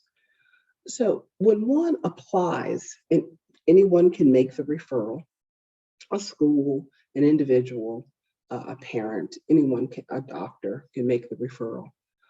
We have 60 days to move that person from application to eligibility. And so in that process that we're currently doing, there's an intake. That intake can vary anywhere between an hour and a half to 2 hours. there may be a number of other assessments because this person's coming to you when you're working with an adult. Most typically, they have some work history, and they're giving you information about what is going on with them physically or emotionally, and you can do some additional assessments to go on with that to find out what their work stamina is presently. And once we determine eligibility, we then begin to talk with them about, well, what kind of work are they considering in the future? And then we kind of line up what that work can look like with their skills, their abilities, but also considering their challenges and the symptomology that is associated with their disability. So it can be quite a process. We usually give 9 months or so for that individual to get into the employment. And then sometimes we provide what we call on-the-job support or job coaching. And then after that person is stable without a job coach, then we monitor the employment and the satisfaction of the employer for about 90 days. And then we actually can look at case closure. And things seem to be going just fine. I mean, we had the process, we were doing the process, and things were going on. And then it was almost as loud as the smack that was heard around the auditorium when Will Smith smacked Chris Rock. Everything just kind of came, not to a halt, but things definitely changed in terms of now we have this contract with the Department of Education, and we were now trying to serve children in the same way we'd served adults. And it is a problem across the board. I mean, when you contact other VR agencies in other states, they're struggling with the same issues in terms of how can you keep children engaged in this process. Engagement for an adult is just very different. Adults have very concrete needs. I mean, you need to pay your rent or your mortgage. You have utility bills to pay. You need to put gas in your car, those sorts of things. So you're kind of, crouched on the end of your seat, waiting to learn that you are eligible and somebody's going to be able to help you. But when you're delivering a same or similar service to a child, someone 14, 15, 16 years old, who's going to sleep where they're going to sleep no matter what, and eat whatever food the family provides for them, it gets a bit different. And other occupations have figured out that, well, you can't serve children the same way you serve adults. I mean, the school systems figured that out. Court systems have figured that out. Medical and clinical services have figured out, you need a pediatric unit to take care of underage children. So in tackling this issue with the agency, we wanted to consider some of the questions, because with voc rehab, I mean, when you look back, when you think about our other slide, in terms of the last 49 years, we've been doing this process. And things turn slowly in voc rehab. And so some of the things that we wanted to consider were, we were thinking about, okay, in trying to even propose changing this process, I had to look at some of the strengths. Now, certainly in doing that SWOT analysis, some of the strengths were the process in terms of specifically serving transition units, transition students is fairly new. And so when we first started that agreement, we dedicated 22 counselors across the state. And over the course of probably the first 3 years, we lost over 50% of those counselors. Not necessarily lost them to other agencies or other jobs, but they went back to specifically serving adults. So it's a strength because it brought some attention from our administration in terms of the need to address what was or what was not going on with the serving of transition students. We also looked at some of our opportunities, and that was that the majority, I would say well over 80% of the staff that serve transition only caseloads are new counselors, new as in the last 2 years. They've been working in the agency as a vocational counselor. And so I'm kind of the dinosaur in that unit. I am the dinosaur. So the thing that comes with young people, they have new ideas and they're open to trying new things. They're not as stuck or regimented in terms of how things have to be done, because they don't know how things were done, so they don't have a reason to be married to it. They're open to, well, how do we need to do this? The other opportunity we have is over the last 3 years, historically, to become a vocational counselor, you had to have a master's degree in rehabilitation counseling. Because of the shortage of the number of counselors available nationwide, the requirement has changed.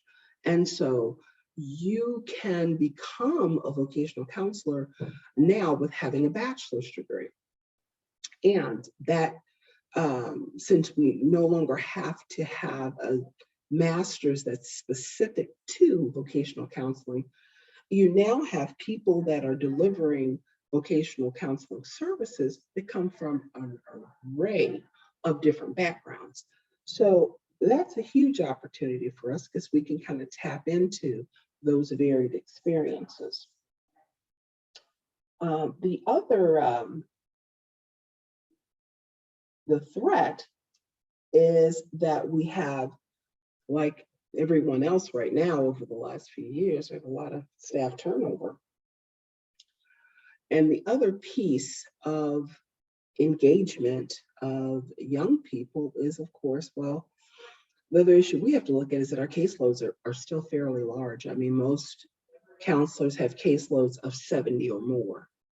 And we all know, I mean, the pink elephant stomping around the living room is that, well, if you had smaller caseloads, you probably would have a greater opportunity to have more engagement.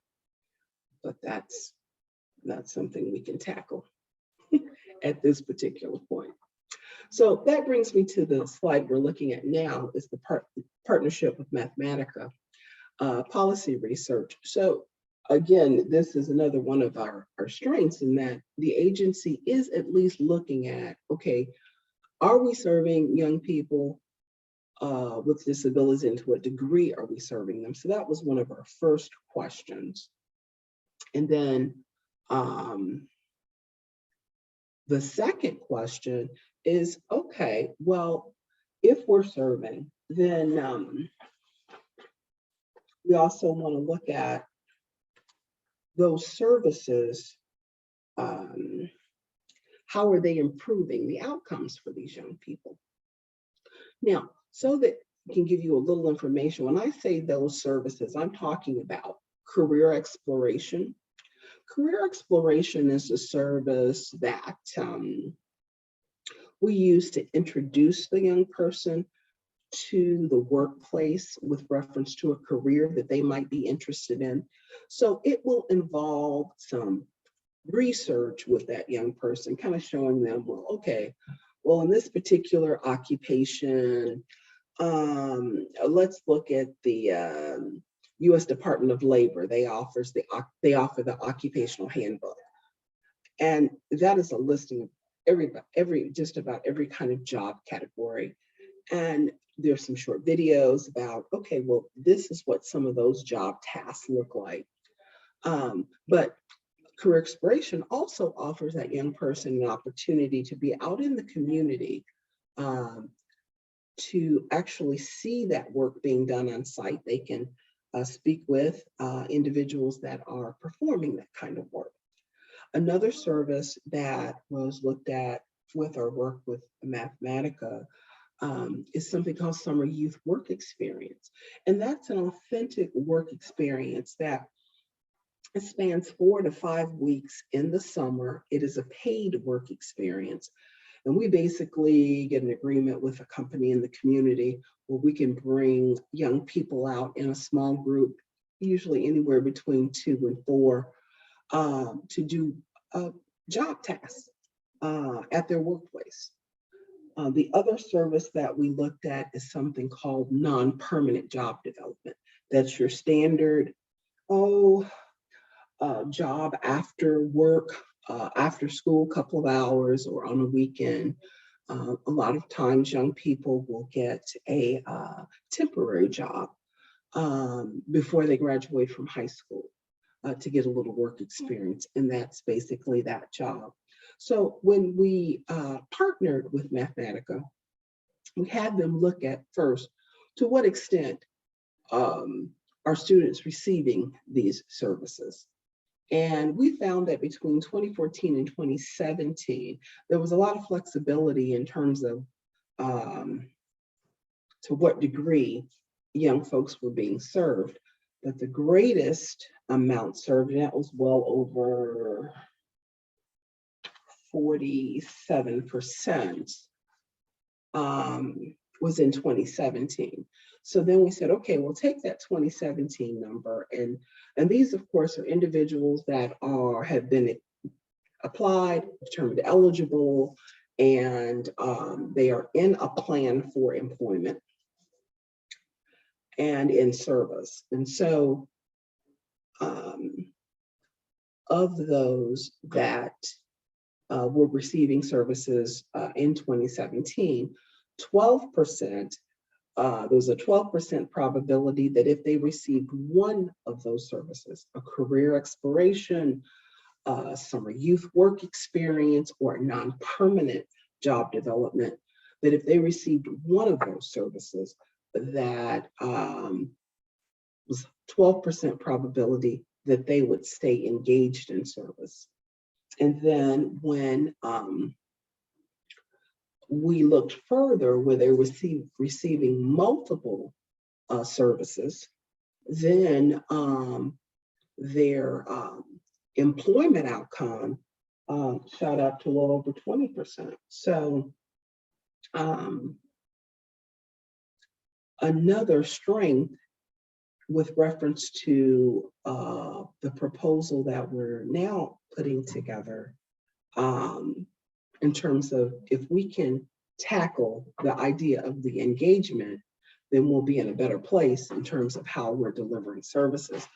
And for us as an organization, being in a better place, not only a better place for that individual is sitting right in front of you, but with our services, we have like a revolving door, if you will. As long as you have a disability and you want to work, you can come to our agency and ask for help. So if we are able to teach young people about follow through and getting that first job and maintaining employment, if we can put that kind of seed in the ground when they're 14, 15, 16 years old, when they come back to the agency in their 20s and say they, want to get a further education, or they want some help with applying for a promotion, then we at least have that groundwork covered. In our current situation, We have young people that just simply fall out of service, disengaged even before we get to a plan for employment.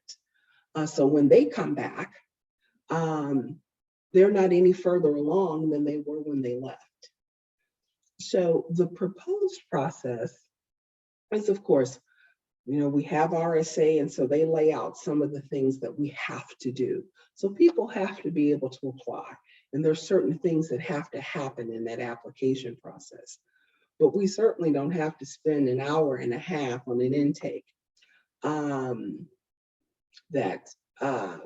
So what we're proposing is that if we can teach our referral sources to complete the intake documents with the family, this will do two things.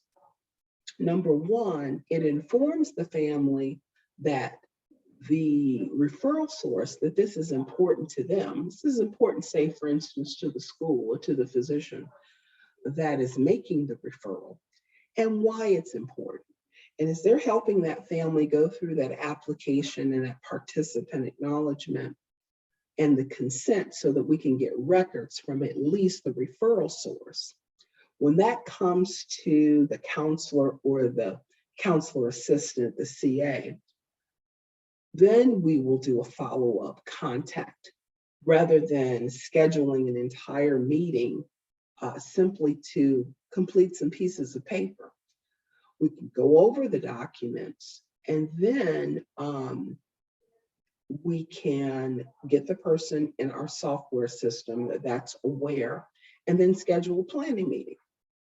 Because often you have families or even referral sources, they're not sure what's already happened. Typically, as I talked about our current process, you would have an intake meeting. Then you'd have another planning meeting. Then you may have other meetings with vendors in between that. So this way it kind of streamlines the process. And the other piece is when you're meeting with a 15 or 16-year-old, they usually don't have any work history. I can probably count on one hand the students from the last 2 years that have had work history. Most typically, they do not have any work history. And so you're just garnering information from them based on what has happened with them at school. They're giving you information with reference to the disability and the challenges with the disability, but there's nothing that they're saying to you that you couldn't get from the IEP, the individualized education plan, or what you couldn't get from the ETR. So you already have access to those documents, or what you couldn't get from their pediatrician. So just use that information that you're going to have to use anyway to determine eligibility, and let's stave off having another meeting. So it kind of streamlines everything. The other proposal is that we would use the pathway from school to employment. And I looked everywhere online to get a copy of this that I could kind of share virtually. But, just to give a little background, I don't want to get too deep into it. Ohio is an employment first state. As such, for folks that have a disability, the aim is that we shoot for working in the community first. And then if we find that we're not able, that because of the disability, we are not able to work in the community, then we look at other options. And as a result of that, a pathway from school to work has been developed. And what's neat about it, I'm going to try to hold up this folder. You can only see the front of it. And even inside, what you'll find there is that it's broken down into age groups. And the idea is that as you are moving across those age groups, and this one goes from 12 to 24, there are certain considerations that need to be given with reference to transition from school to work. So the idea is that we would use this, because this is a universal tool that we could use to give students a vantage points. And in this way, we're kind of adding some gaming concepts to the vocational rehabilitation process. So, and then the next piece is we would have the planning meeting on site at the school. And at the schools, we would have a transition team that would be comprised of other students that are part of the process, other students that are engaged, and really giving a sense of belonging. One of the issues with serving individuals with disabilities is that often the whole social piece is missing, or they have a lot of challenges with reference to socializing and connecting with others. So this idea of this transition group would give them kind of that sense of belonging. And then when they have successes, it's not just the success for them as an individual, but it is a success for them corporately. And the idea of the transition groups is that we would have groups in all of our different areas across the state, and thereby creating some sense of competition. And there could be various activities that could be done amongst the groups. So the next piece talks about this whole idea of gaming. Gaming is a real common denominator. I have Matthew to thank for that. Great idea. It was just great. I'm like, yeah. I mean, I can't think of a student that I have worked with over the last 7 years that gaming is not listed as one of the things that they do. When you think about gaming, it crosses, all racial lines. It crosses lines in terms of age and diversity. It can be something that can be a really good time. And I think the other piece, I don't think I added it to the slide, but the other part of the proposal is to use these pilot transition groups, use these groups to help us with putting together kind of this format and what we should include and how we should include. Because I think that's the other piece that happens with government agencies. Everything is thought of at 100,000 feet. We really need to get on the ground with this and use the pilot groups to help us with organizing a process and some concepts in gaming that can draw in and maintain the attention of young people.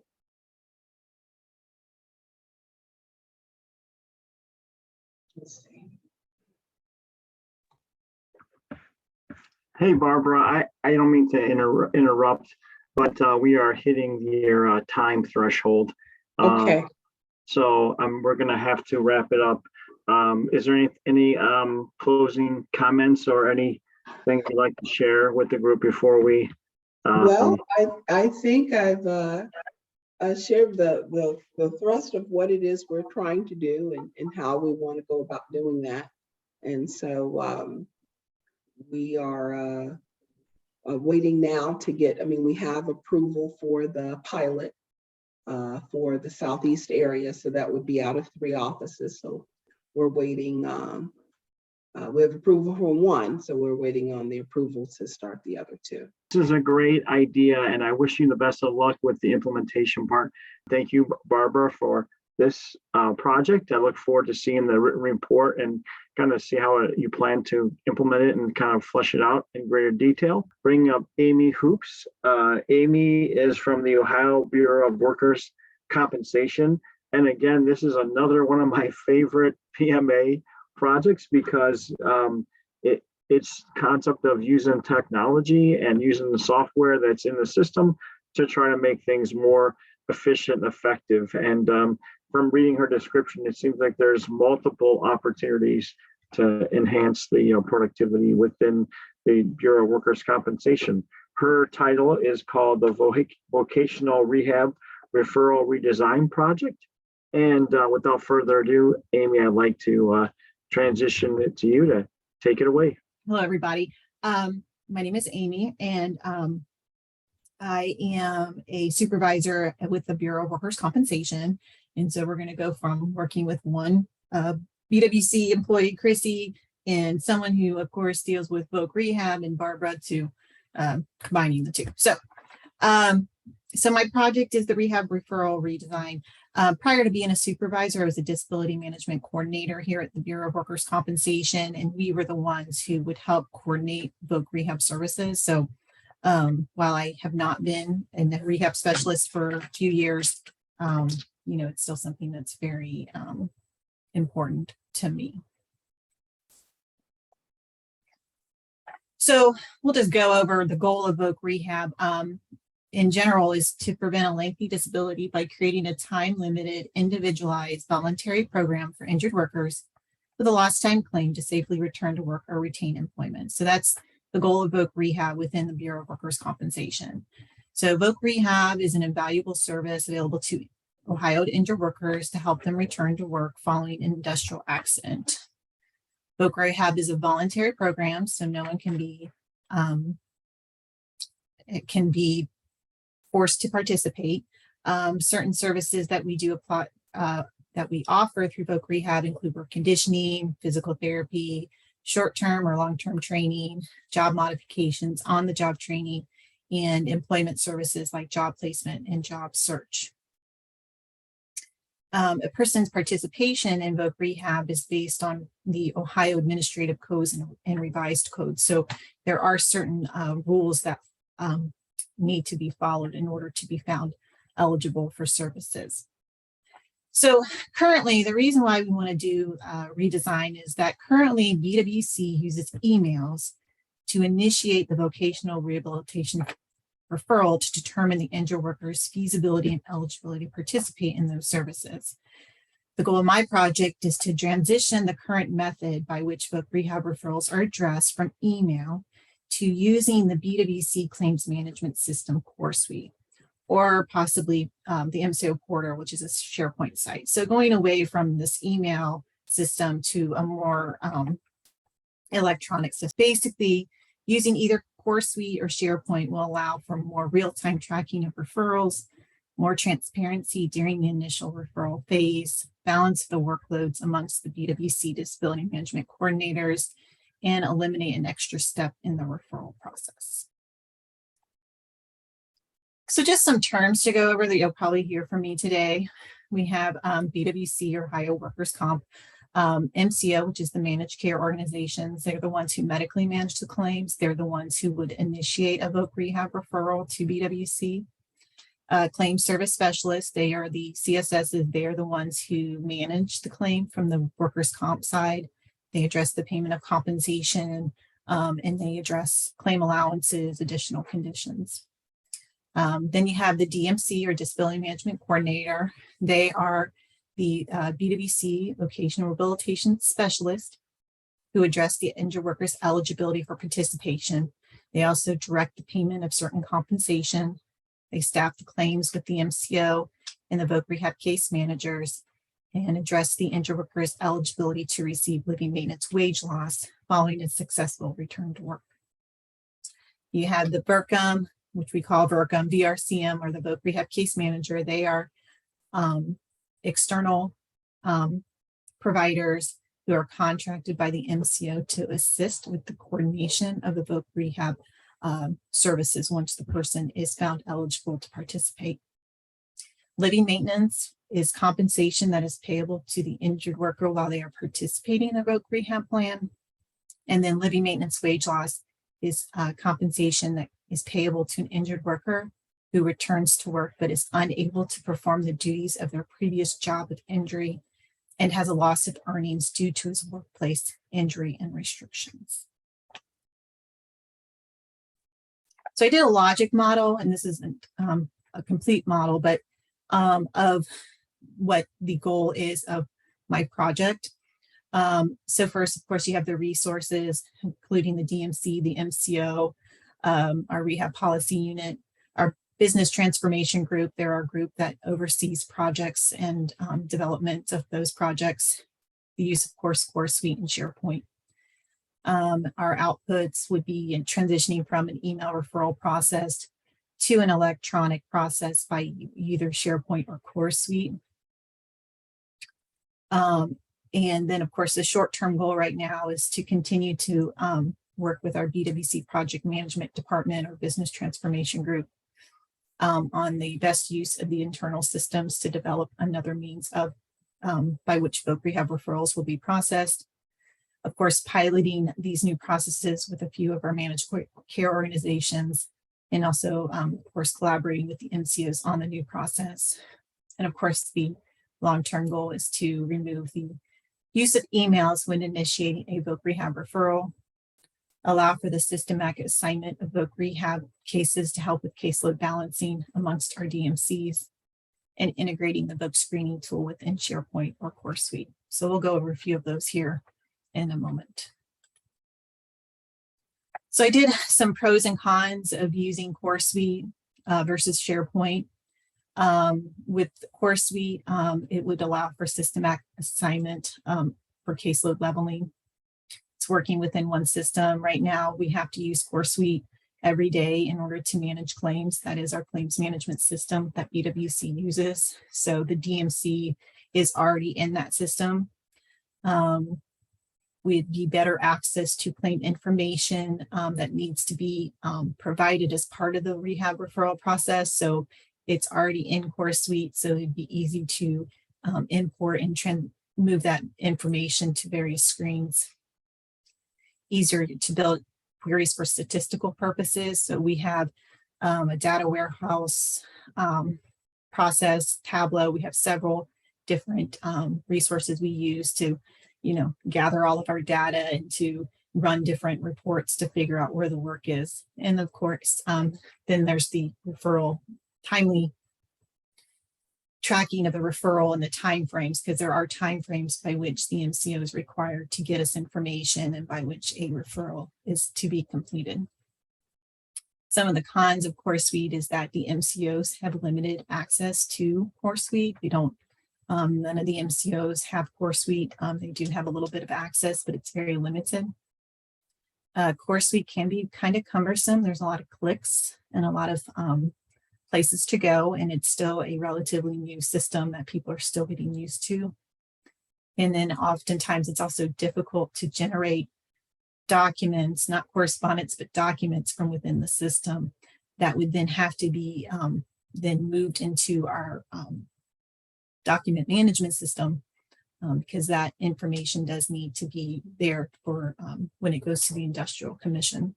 The Industrial Commission is the sister company, our sister agency with BWC, who adjudicates any disputes within a claim. With SharePoint, the MCOs, pros of it using it is the MCOs all have access to the MCO SharePoint site. So there is a portal in which all the MCOs have access to. Easier to be able to create documents that can be sent to our claims management, our claims document system. It allows for some manual assignment of work. So and allow for assignment by office.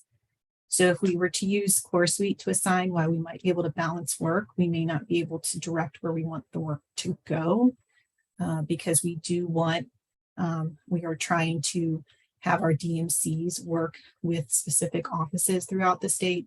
So that way there's more connection between the claim service specialist and the DMCs to help generate additional referrals and collaboration for helping injured workers return to work. Some of the cons, of course, are an additional site that the DMC has to go to. manual entry of all the information. So none of it can be, or it'd be difficult to have that information come over from our core suite system. And it would be a little bit more difficult to balance caseloads.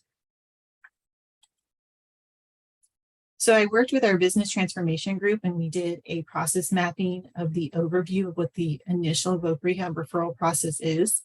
This process is typically the MCO, once they receive the rehab referral, they have 18 days to complete their portion of the process and forward that information to the DMC. And then the DMC has 2 days to address the eligibility. Of course, there's points throughout that that can delay that process for appropriate reasons. We start with due process. We use due process a little bit differently in voc rehab than we do throughout the rest of the workers' compensation system. But basically, if an injured worker, employer, physician, or an attorney or representative, or either the injured worker or the employer, they can refer anybody, any injured worker to voc rehab at any time, and we are then obligated to address that injured worker's eligibility and feasibility to participate. So if it's an internal where the CSS is talking with the MCO case manager, the MCO is not obligated to proceed forward with a referral. Once they've determined they need to move forward, they will complete the voc screening tool, which we'll look at in a minute. They then send that screening tool to the DMC via email using our DMC roster. So we do have a roster. Just want to let you know we have 8 DMCs throughout the entire state. So we'll go over some of those numbers in a little bit, but the DMC, we created a roster that the MCOs can use so they know who to assign the claim to. And the current assignment is based on our offices. We have 12 offices throughout the state, and we try to align our DMCs with an office based on the area in which they live, just to provide more consistency with communication with our internal resources like our CSSs. Then the DMC is required to create a case, and at which point they create a case is differs, but they have to create one at some point. Then we get into the DMC's responsibilities for the process. The DMC first will assess to see if there's any issues that would prevent the DMC from addressing the referral, which could include the claim is still not allowed, it's in a hearing status, a settlement's being processed, we're missing some information, or there's compensation is currently in an appeal or pending status. So once the DMC is able to move forward, because all of those kind of legal things have been resolved, the DMC will make sure that they have all the information they need to properly address the referral. This information is supposed to be gathered by the MCO prior to sending the referral to the DMC. Includes ensuring the injured worker has provided their that they are in agreement to participate or not participate, that we have appropriate restrictions on file, and we've received other approvals as needed. And then once we've retained all that, the DMC then makes a decision. They complete the voc screening tool, and they will issue decision as to whether or not the injured worker is eligible and feasible to participate. An order is issued. An order is issued by BWC, and it does allow for appeal rights by either the injured worker or the employer. And then if appeal is filed, which is beyond this referral process, it then goes to the Industrial Commission. And then once the order is issued, the DMC will create the voc rehab case. They will enter their notes, and then they will send the voc screening tool back to the MCO via email. And also make sure that voc screening tool has been imaged or indexed into our claims document system. So this is the current voc screening tool. It is 3 pages. There are actually 2 screening tools. One is the return to work screening tool. It is the most common of the screening tools. It's done for any injured worker who's currently not working and is interested or has or a referral has been made. The MCO is required to complete the first portion. Most of this is kind of objective, or some of it's subjective. Is the injured worker willing to participate? Yes or no. If they're not willing to participate in services, the DMC will typically issue an order that finds them not feasible for services, because if they don't want to participate, like I said, we can't obligate them to participate. Next is the injured worker able to participate? That's more along the lines, are they medically stable? Do we have restrictions? Have we received, the physician has provided agreement with participation? So reasonable probability that the injured worker will benefit from voc rehab services and return to work. So, if we put them in voc rehab, and provide them services, will they likely return to work? They may not return to work. I mean, we know that a lot of times voc rehab is not successful. I think we're at between 40, it actually might be upward to 50% of all of our referrals do return to work as part of voc rehab. It might be a little higher than that, but not everybody does. But regardless, we want to make sure there's probability. So some things that may lead them not to be probable is they've had previous voc rehab in the past, and they completed all the services, 20 weeks of job search, and still didn't find work. So likely is they may not be successful again. The injured worker has some comorbidities that may be preventing them, or that are not work related, that may prevent them from returning to work. And then of course, what are the injured workers' restrictions? If they're so severely restricted that any type of employment wouldn't be plausible, then they may not be appropriate. And then finally, you get the MCO's opinion as to whether or not they would recommend the injured worker feasible for services, which would be based on their answers to the questions above. Next is what the DMC completes, and this is primarily based on the rules and the administrative code that are set. So of course, is there a significant impediment for return to work that's a result of the allowed claim conditions? So the injured worker's inability to work has to be due to their workers' compensation claim, or primarily, or a part of it. I mean, it's not all of it, but that's part of it.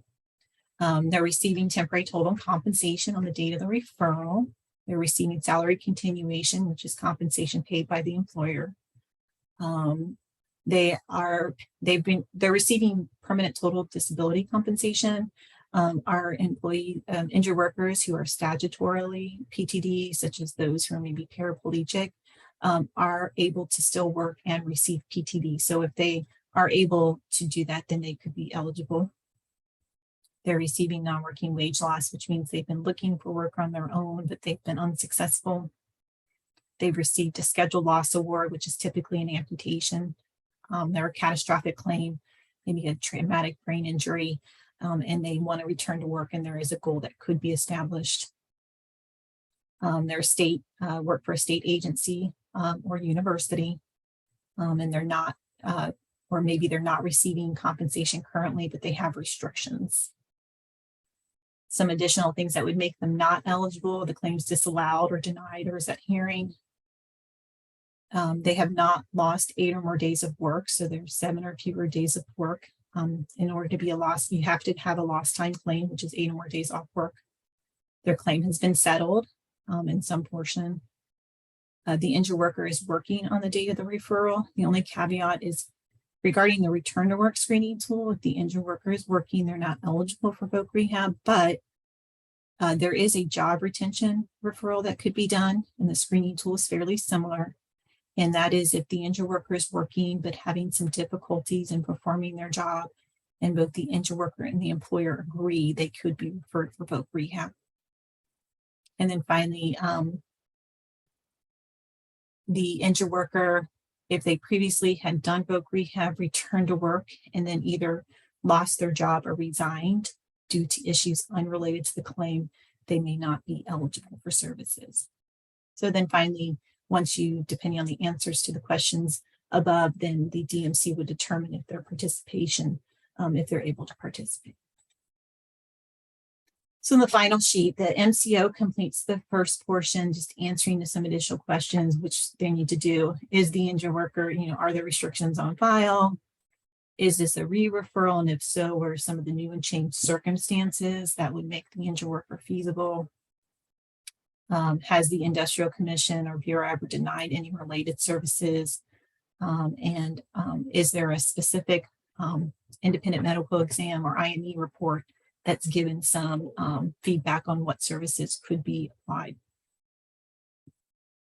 And then the DMC provides some additional information, which includes the weekly temporary total rate.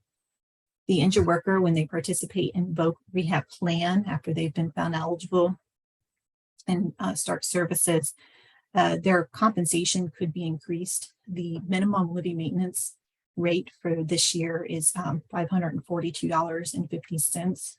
So if the injured worker's temporary total rate, weekly rate, is less than that, then they would receive an increase in their weekly compensation. Then we also provide their average weekly wage and full weekly wage. And that is useful in determining any type of wage loss the injured worker might be eligible for. And then the DMC provides additional information about past referrals that may have been done and additional claims the injured worker may have. So this is a brief snippet or just a small view of what our core suite system looks like. And this is actually the VOC rehab case. There's additional information. The first tab here that's blacked out has all the information on the claim, additional information, but this is the VOC case that the DMC is required to complete. So it includes information like the case name. The case effective date is the actual referral date. So this date should be before the initiation date of the case. Once they've completed that, they also fill out participation once a case manager is assigned. And then the third page, or the main screen that they use once the case is created, is the profile screen. Profile screen contains all the information that is needed, that needs to be tracked, including the referral date, who made the referral, eligibility type, which is either their return to work or job retention, and then plan dates. In order for the injured worker, for the claim service specialist to pay living maintenance, these dates have to be completed. So if we were to use Core Suite for our referral process, we would actually look to build a new profile statement in this screen that would then include all of the questions that are on the VOC screening tool. So just some more information regarding this. Another reason why I decided that I thought this project was important that we move forward on is we've had a significant decrease in the number of DMCs throughout the state. When I started as a DMC back in 2005, there were nearly 60 DMCs, and now there are 8. Luckily, we are looking at hiring 2 new DMCs, so hopefully we will have them on board soon to help alleviate some of our caseloads from our DMCs. There are 10 MCOs, so we have to make sure we're working with all of our MCOs throughout this with any changes that we make to our referral process. There are 10 BWC claim offices that our DMCs cover. And just some additional information, approximately 1.5% of all claims get referred to VOC rehab. So, which is a very small percentage. So today, some of the further activities I have done is I have met with 2 of the MCO VOC coordinators. One is our largest MCO, Sedgwick, and the other is one of our smaller MCOs, Rehab. And I have reviewed with them their process in which they do their VOC rehab referrals. So they are definitely 2 very different processes, which is another challenge in regards to any changes because the MCOs, their level of technology and their systems are so different between the MCOs. We're still looking at the best use of which system would be best, whether it's Core Suite or SharePoint. I've also met with a few of our internal stakeholders who work more closely with the MCOs and the MCO contracts. and have additional questions from them and things to consider. But to date, most, when I talked to the 2 MCOs I talked to and a lot of the internal staff who have a stake in this process, all of them are very are excited to see there be a difference in our email process and looking at how our referrals are done. So that is it. Any questions? Great job, Amy. I'm just flabbergasted at how complex these processes are. I think you need like a master's degree or a PhD just to try to navigate some of these systems here. So I say congratulations just by even to be able to navigate this. So the first question is already in the queue. Has the BWC thought about working more closely with unions in Ohio so they'll support these efforts? Most union employees are not interested because they're afraid of losing some benefits of their current roles. So that's a good thought, and we haven't considered that today. Obviously, our DMCs are part of a union. They're part of the 1199 SEIU union. Other than working with them, and one thing I would need to do is follow up with them, and once we get some more information as well. So that is something that I will definitely consider moving forward, is making sure that we include our union counterparts in any changes that come forward. All right, Rob, back to you. Thank you, guys. All right, thanks a lot, Amy. Great job. We are in our last but not least presentation. Eric is joining us from the Ohio. Eric is joining us from the Ohio Department of Administrative Services, and again, his project is timely, especially as it pertains to all of this movement we see here with the workforce. And Eric's title is Improving the Onboarding Experience Within Ohio Benefits, and concept of re-engineering things, making things more expedited and more efficient. I'm Eric Ott. As Rob said, I work for the Department of Administrative Services. I'm actually part of the Ohio Benefits Program there at the state. I've been there for just about 2 years. My 2-year anniversary here is at the end of the month. So what I'm going to talk about today is the upgrading the onboarding experience for Ohio Benefits. Got a few different topics that I'm going to discuss with you today. We'll kind of go over what Ohio Benefits is for those of you who might not actually know what that's about. I'll discuss why my project, the onboarding program, is actually necessary. We'll cover the typical things that we're supposed to cover in the presentation. So purposes, goals, what I did in terms of getting started and building this program, a little bit about the data. Obviously, during class, we talked a lot about why data was important for the program. We'll talk about what actually happened as a result of all this, some of the things that I learned here in class and how those applied to this particular program, and then a quick wrap up. So what exactly is Ohio Benefits? So Ohio Benefits is really, it's a giant, massive, statewide billion-dollar program that supplies various need to the citizens of Ohio through numerous assistance programs. So our main programs right now are Medicaid, SNAP, TANF, and childcare. So obviously a lot of people know what Medicaid is. That's a familiar term. SNAP is essentially the EBT program. So when you go to the grocery store and you see things marked as, EBT eligible or something of that nature, it's what we had when I was growing up, which was called food stamps, right? It's the same concept, just branded a little differently. TANF is a program where small amounts of cash are given out to families who need just financial support. And then childcare is a new program that we just took on really a couple of months ago. And that involves supplying, again, just a little bit of funding to go towards childcare programs for people who receive these benefits but are trying to get back out into the workforce and get jobs themselves. Obviously, as we all know, if you have children, trying to arrange childcare for yourself in those situations is very difficult. If you're coming from a background in a place of limited means, it's obviously even more difficult to try to find childcare. So that program helps support that. Funding for our program comes from multiple sources. That's one of the reasons that makes this program so complex. We get federal funding, we get state funding, we get funding from the different programs and the different agencies that make up Ohio Benefits.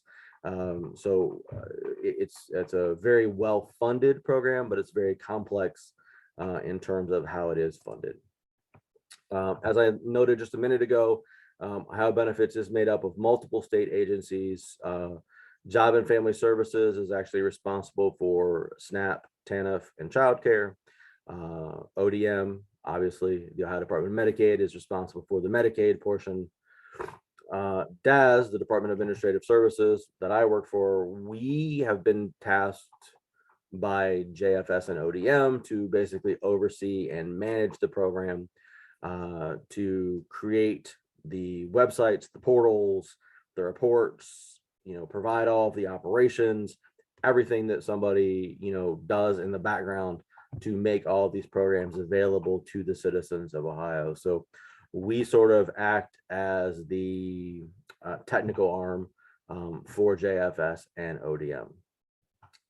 Going further behind that, we have numerous vendor partners and contractors that also make up Ohio Benefits that help us, DAS, make all of these things run. So we have electronic document management. As you can imagine, there's tons of documents that people have to send in to verify their eligibility for all these programs. We have numerous phone numbers and helplines and help desk and support that's available to everybody on this program. So we provide all of that.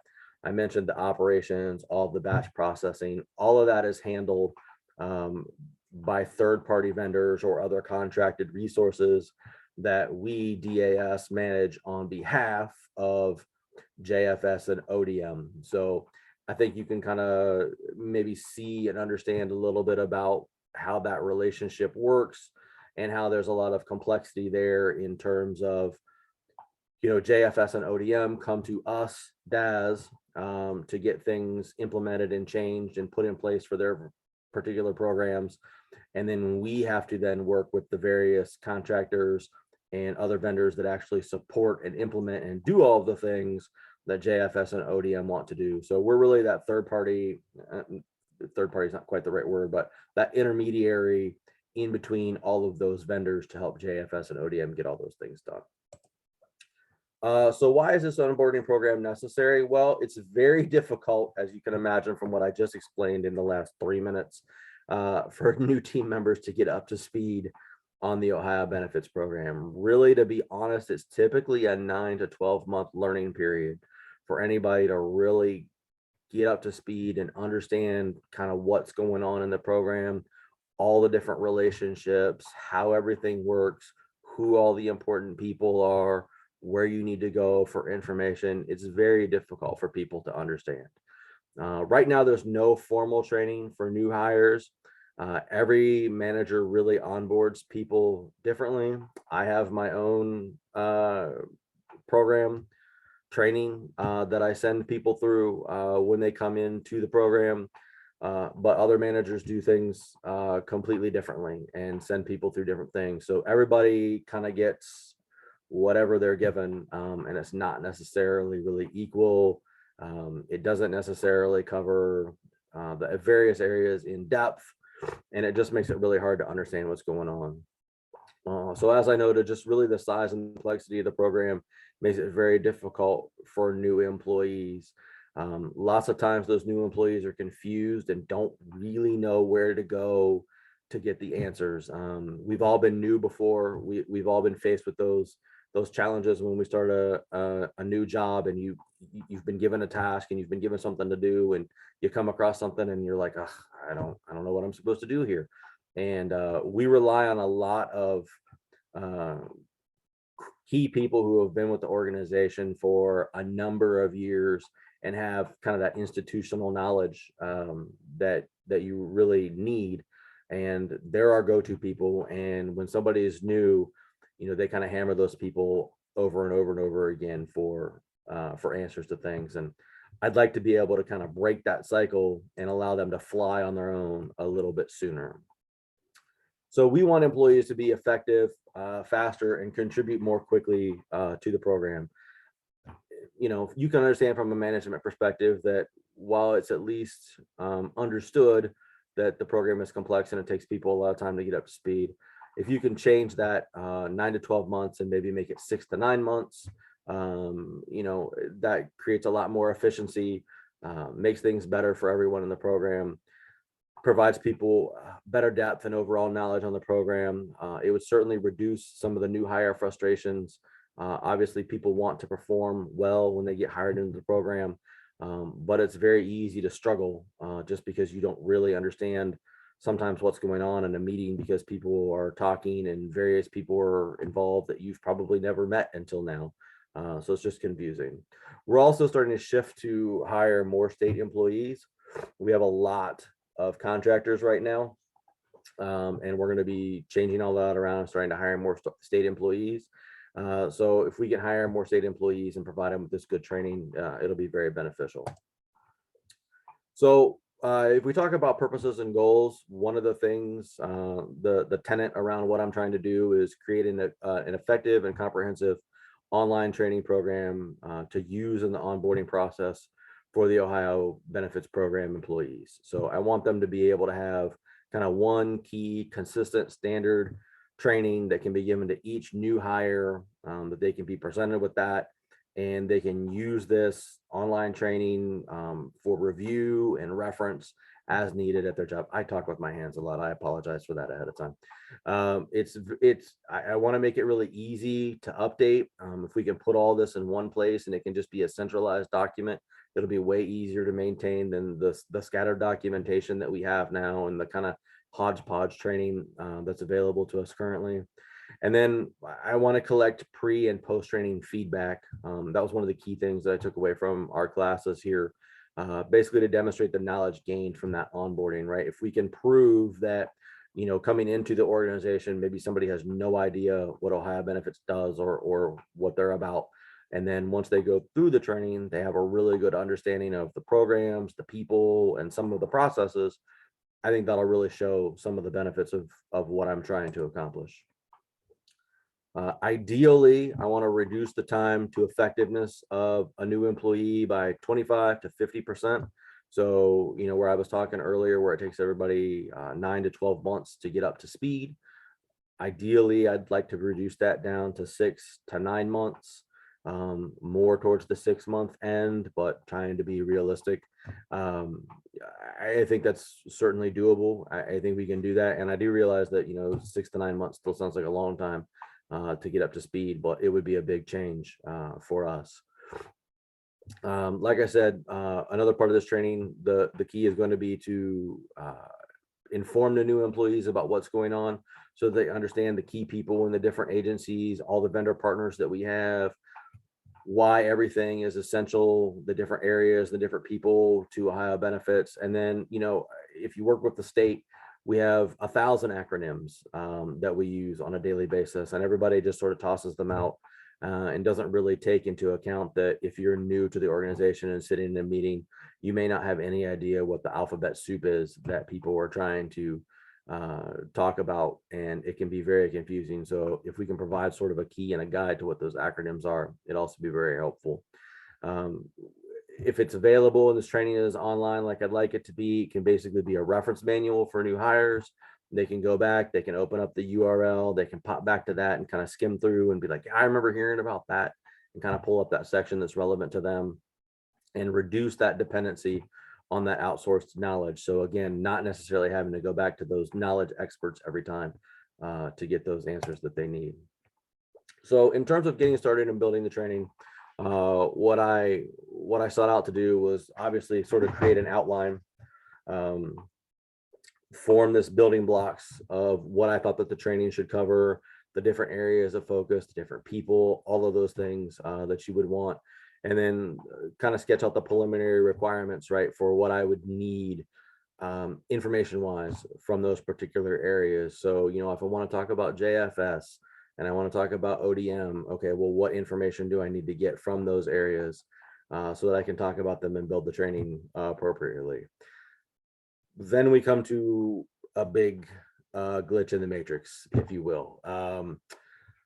Trying to get that information from those other state agencies was not nearly as easy as I thought that it would be. Kind of my first time working for the state. I've been in other organizations before. It was much easier to gather information in those other organizations than it has been here at the state. When I inquired about getting some information or what training, those other organizations also provided their people in terms of kind of onboarding them and things like that. I was met with a lot of resistance, met with a lot of lack of information, for a better term, that they just really didn't have anything to provide to me. So was pretty unexpected. I thought that there would be more, and I really thought I would be able to leverage a lot of what they had to help build this out and make it really comprehensive, and it just isn't available to me. So obviously I need to revise the outline and the requirements. I'm still going to cover a lot of the same topics, obviously, because they're important and they're relevant to the program. It's just unfortunate that I'm not going to be able to get the information directly. I'm gonna have to try to get it indirectly, which is going to make it a little bit more difficult and kind of changes the requirements around a little bit.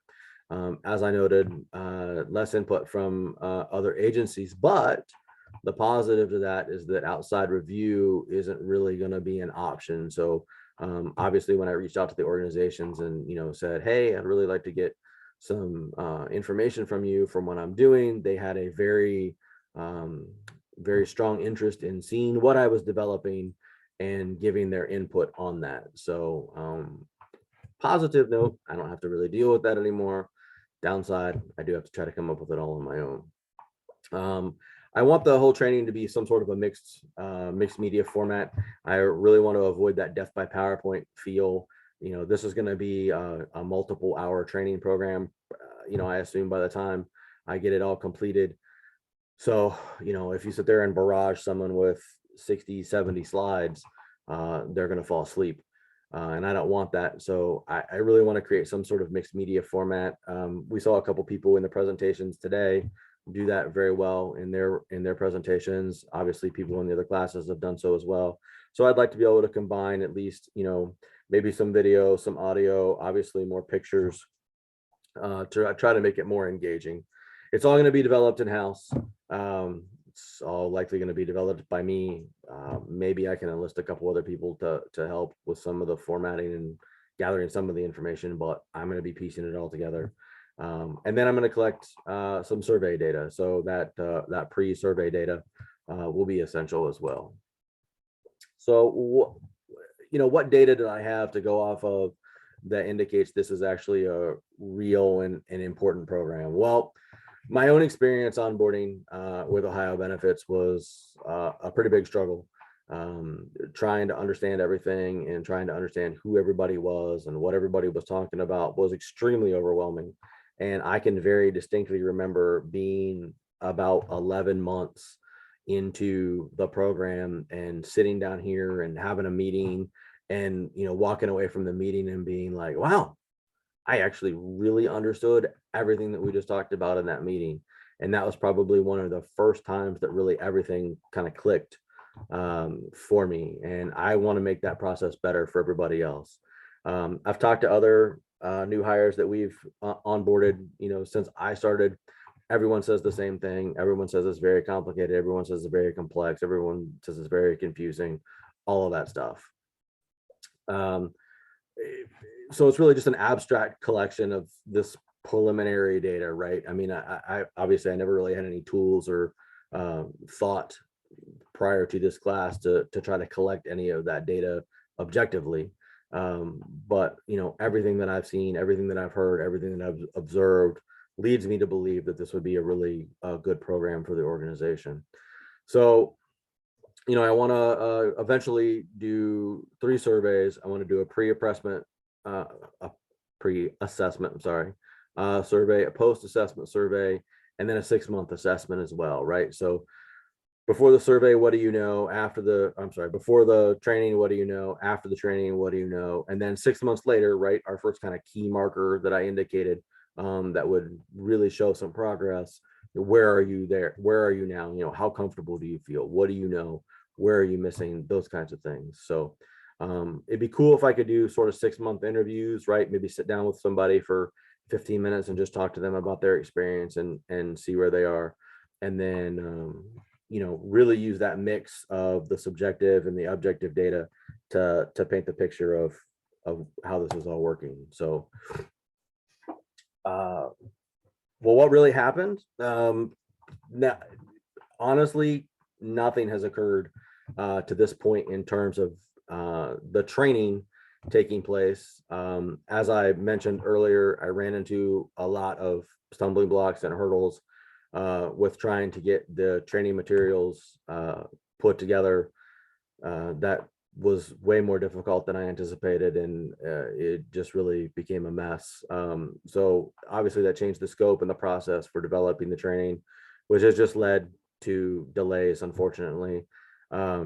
I've had to, you know, investigate resources for how I can do some innovative content. Like I said, I want to do that mixed media kind of format in terms of not boring people and just making it exciting and engaging. So I've really had to revisit my initial plan. You know, I think I want to say it was Matthew again. I don't remember for sure, but you know, he mentioned, you know, that sometimes you have to fail to ultimately succeed. I don't know that I per se, quote unquote, failed, but I certainly ran into a wall. So I'm building a bigger ladder to get over that wall and try to figure out what the best path forward is for me on this. One of the things that I'm definitely going to have to do is really just block out dedicated time on my calendar to really work on this program and work on developing this training. You know, I thought I'd be able to just kind of squeeze it in, you know, here and there, and that I'd have, you know, some hours to get things done, but life is just too busy at work.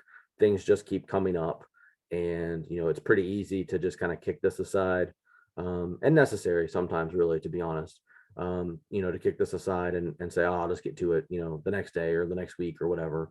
And if you don't block out that time, I'm just never going to get it done. So what did I take away from class that was really good and essential to this project? So Canva, I really had never used Canva or done anything with Canva in regards to presentations. You know, full disclosure, I didn't use Canva for this particular presentation. I saw how creative some people got with their presentations and was really like impressed and blown away by that. And then as I went into Canva and attempted to be creative as well, I discovered that I'm not overly creative. So I just went with the tried and true and tried to at least pick a jazzy, colorful palette for this particular presentation.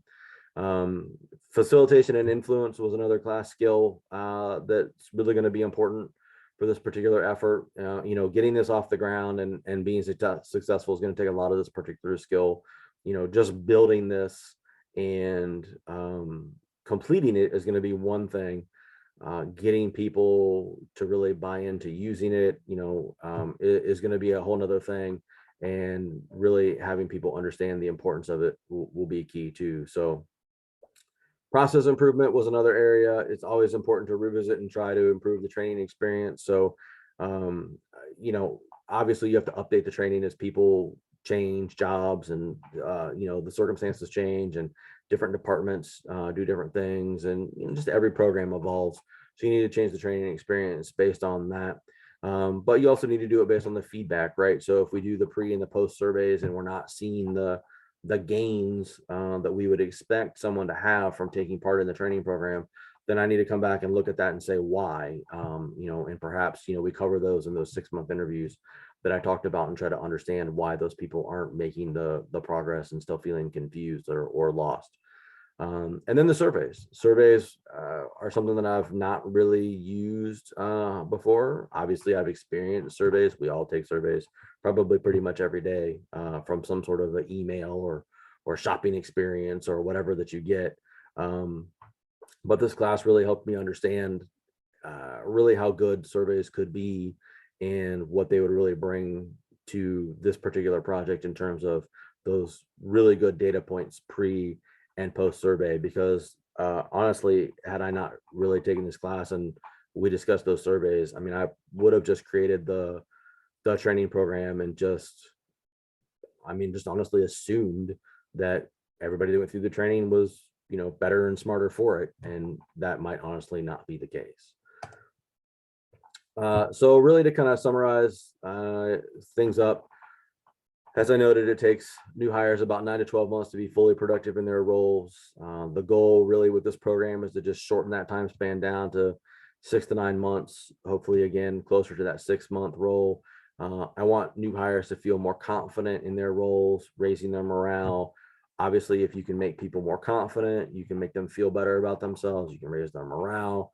They're ultimately going to be better, productive, you know, engaged employees for the organization. And that's always what we want. So, you know, teams with new hires are going to be more efficient and effective quicker. You know, if mentors don't have to answer questions all the time from new hires, they're going to be freed up and have more time. I can give, as a manager, a new hire more responsibility early on if they're up and running on the program at 6 months as opposed to 9 months or 12 months.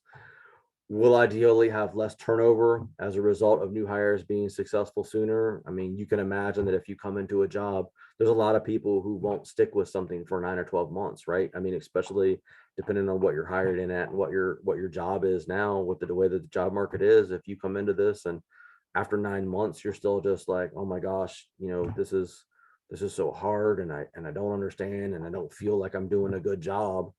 You know, you might bail and just, you know, try to find something else that works better for you. And obviously we don't want that as a program. That's not helpful for us.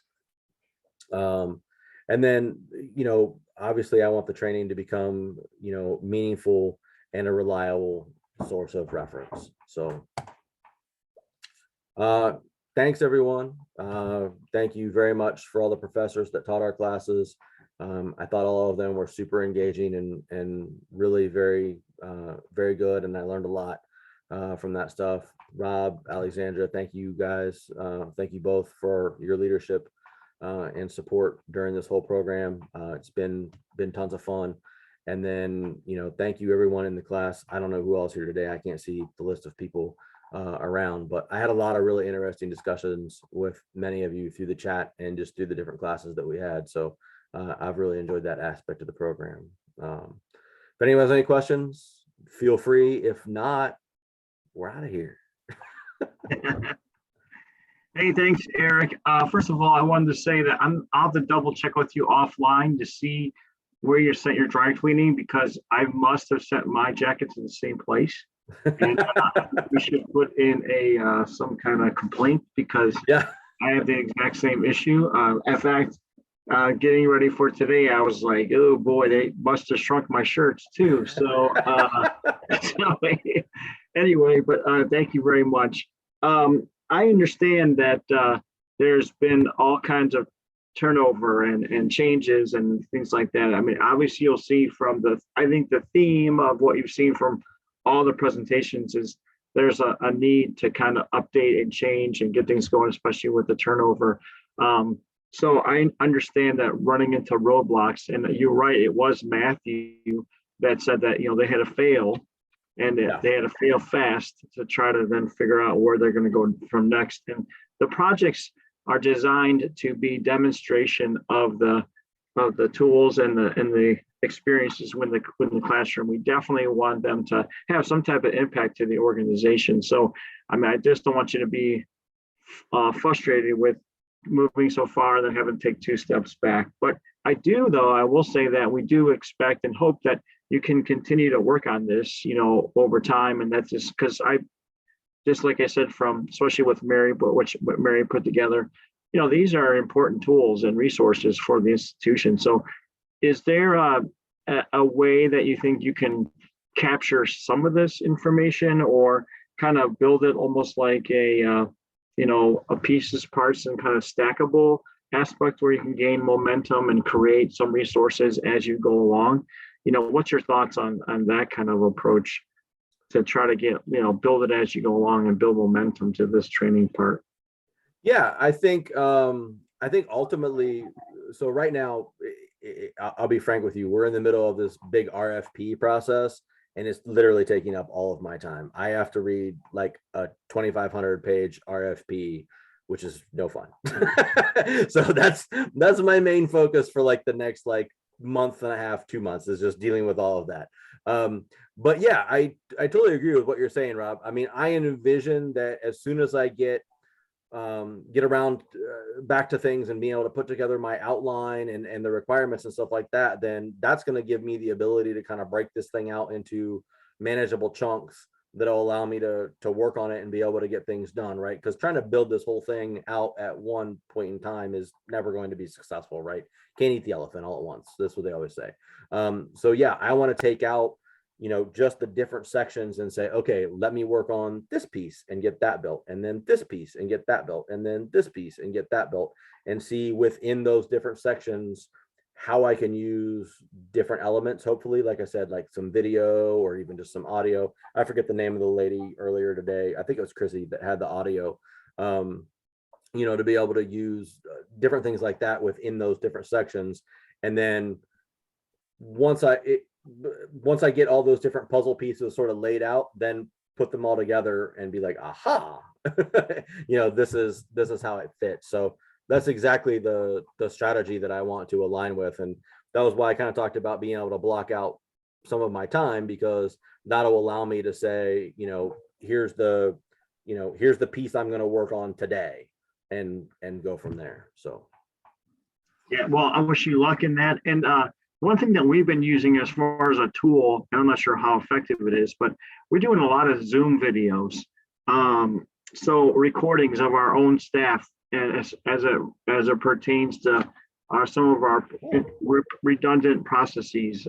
For example, when we are working with our students to help them with internships and to secure an internship, to process paperwork, whatnot, that's a repetitive thing that everybody has to go through. So it's like, instead of putting a manual in or trying to like make that part of the interview time frame, we did a short, like 5-minute video. It says, here's where you go for this, and this.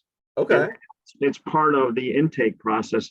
That has eliminated over half of our one-on-one time with those students, to help us be more our time, as far as our team, be more efficient, effective. So that's just a suggestion on, maybe you can start there and kind of help them navigate the system by using a Zoom video or whatever your Teams or whatever platform you use.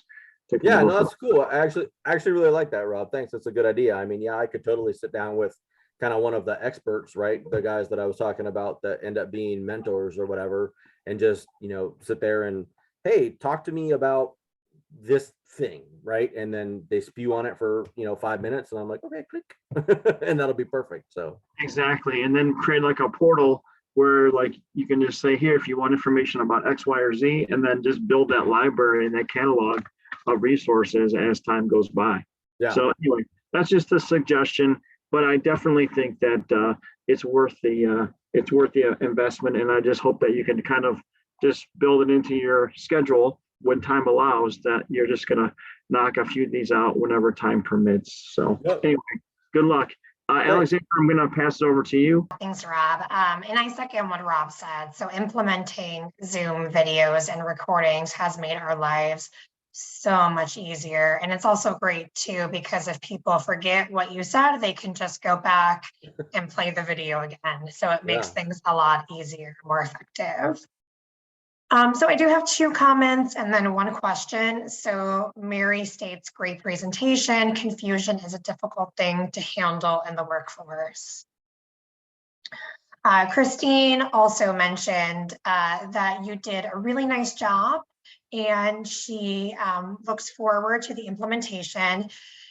Unfortunately, she's sorry to hear about the hesitance of agency engagement on your project, and she's definitely disappointed. And I believe she posted in the chat earlier that she was a little bit surprised about the lack of support. And she just wanted to let you know that she's at ODM and she's willing to help where she can.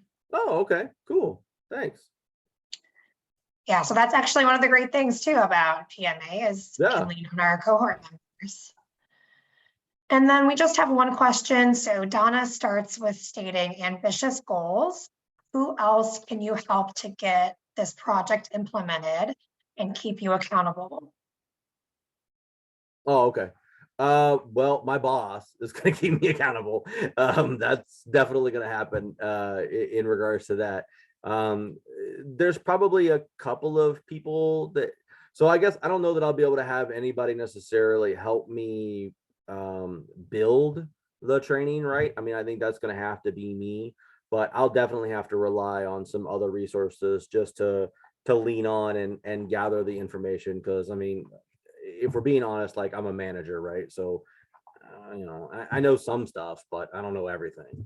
I still have to go to my experts sometimes as well too. So when I'm building this out and want to get a little bit more in depth on some of the areas, I'll have to go to those experts and have them kind of give me those details. And you know, now that you guys have both mentioned it, I may turn those into recorded.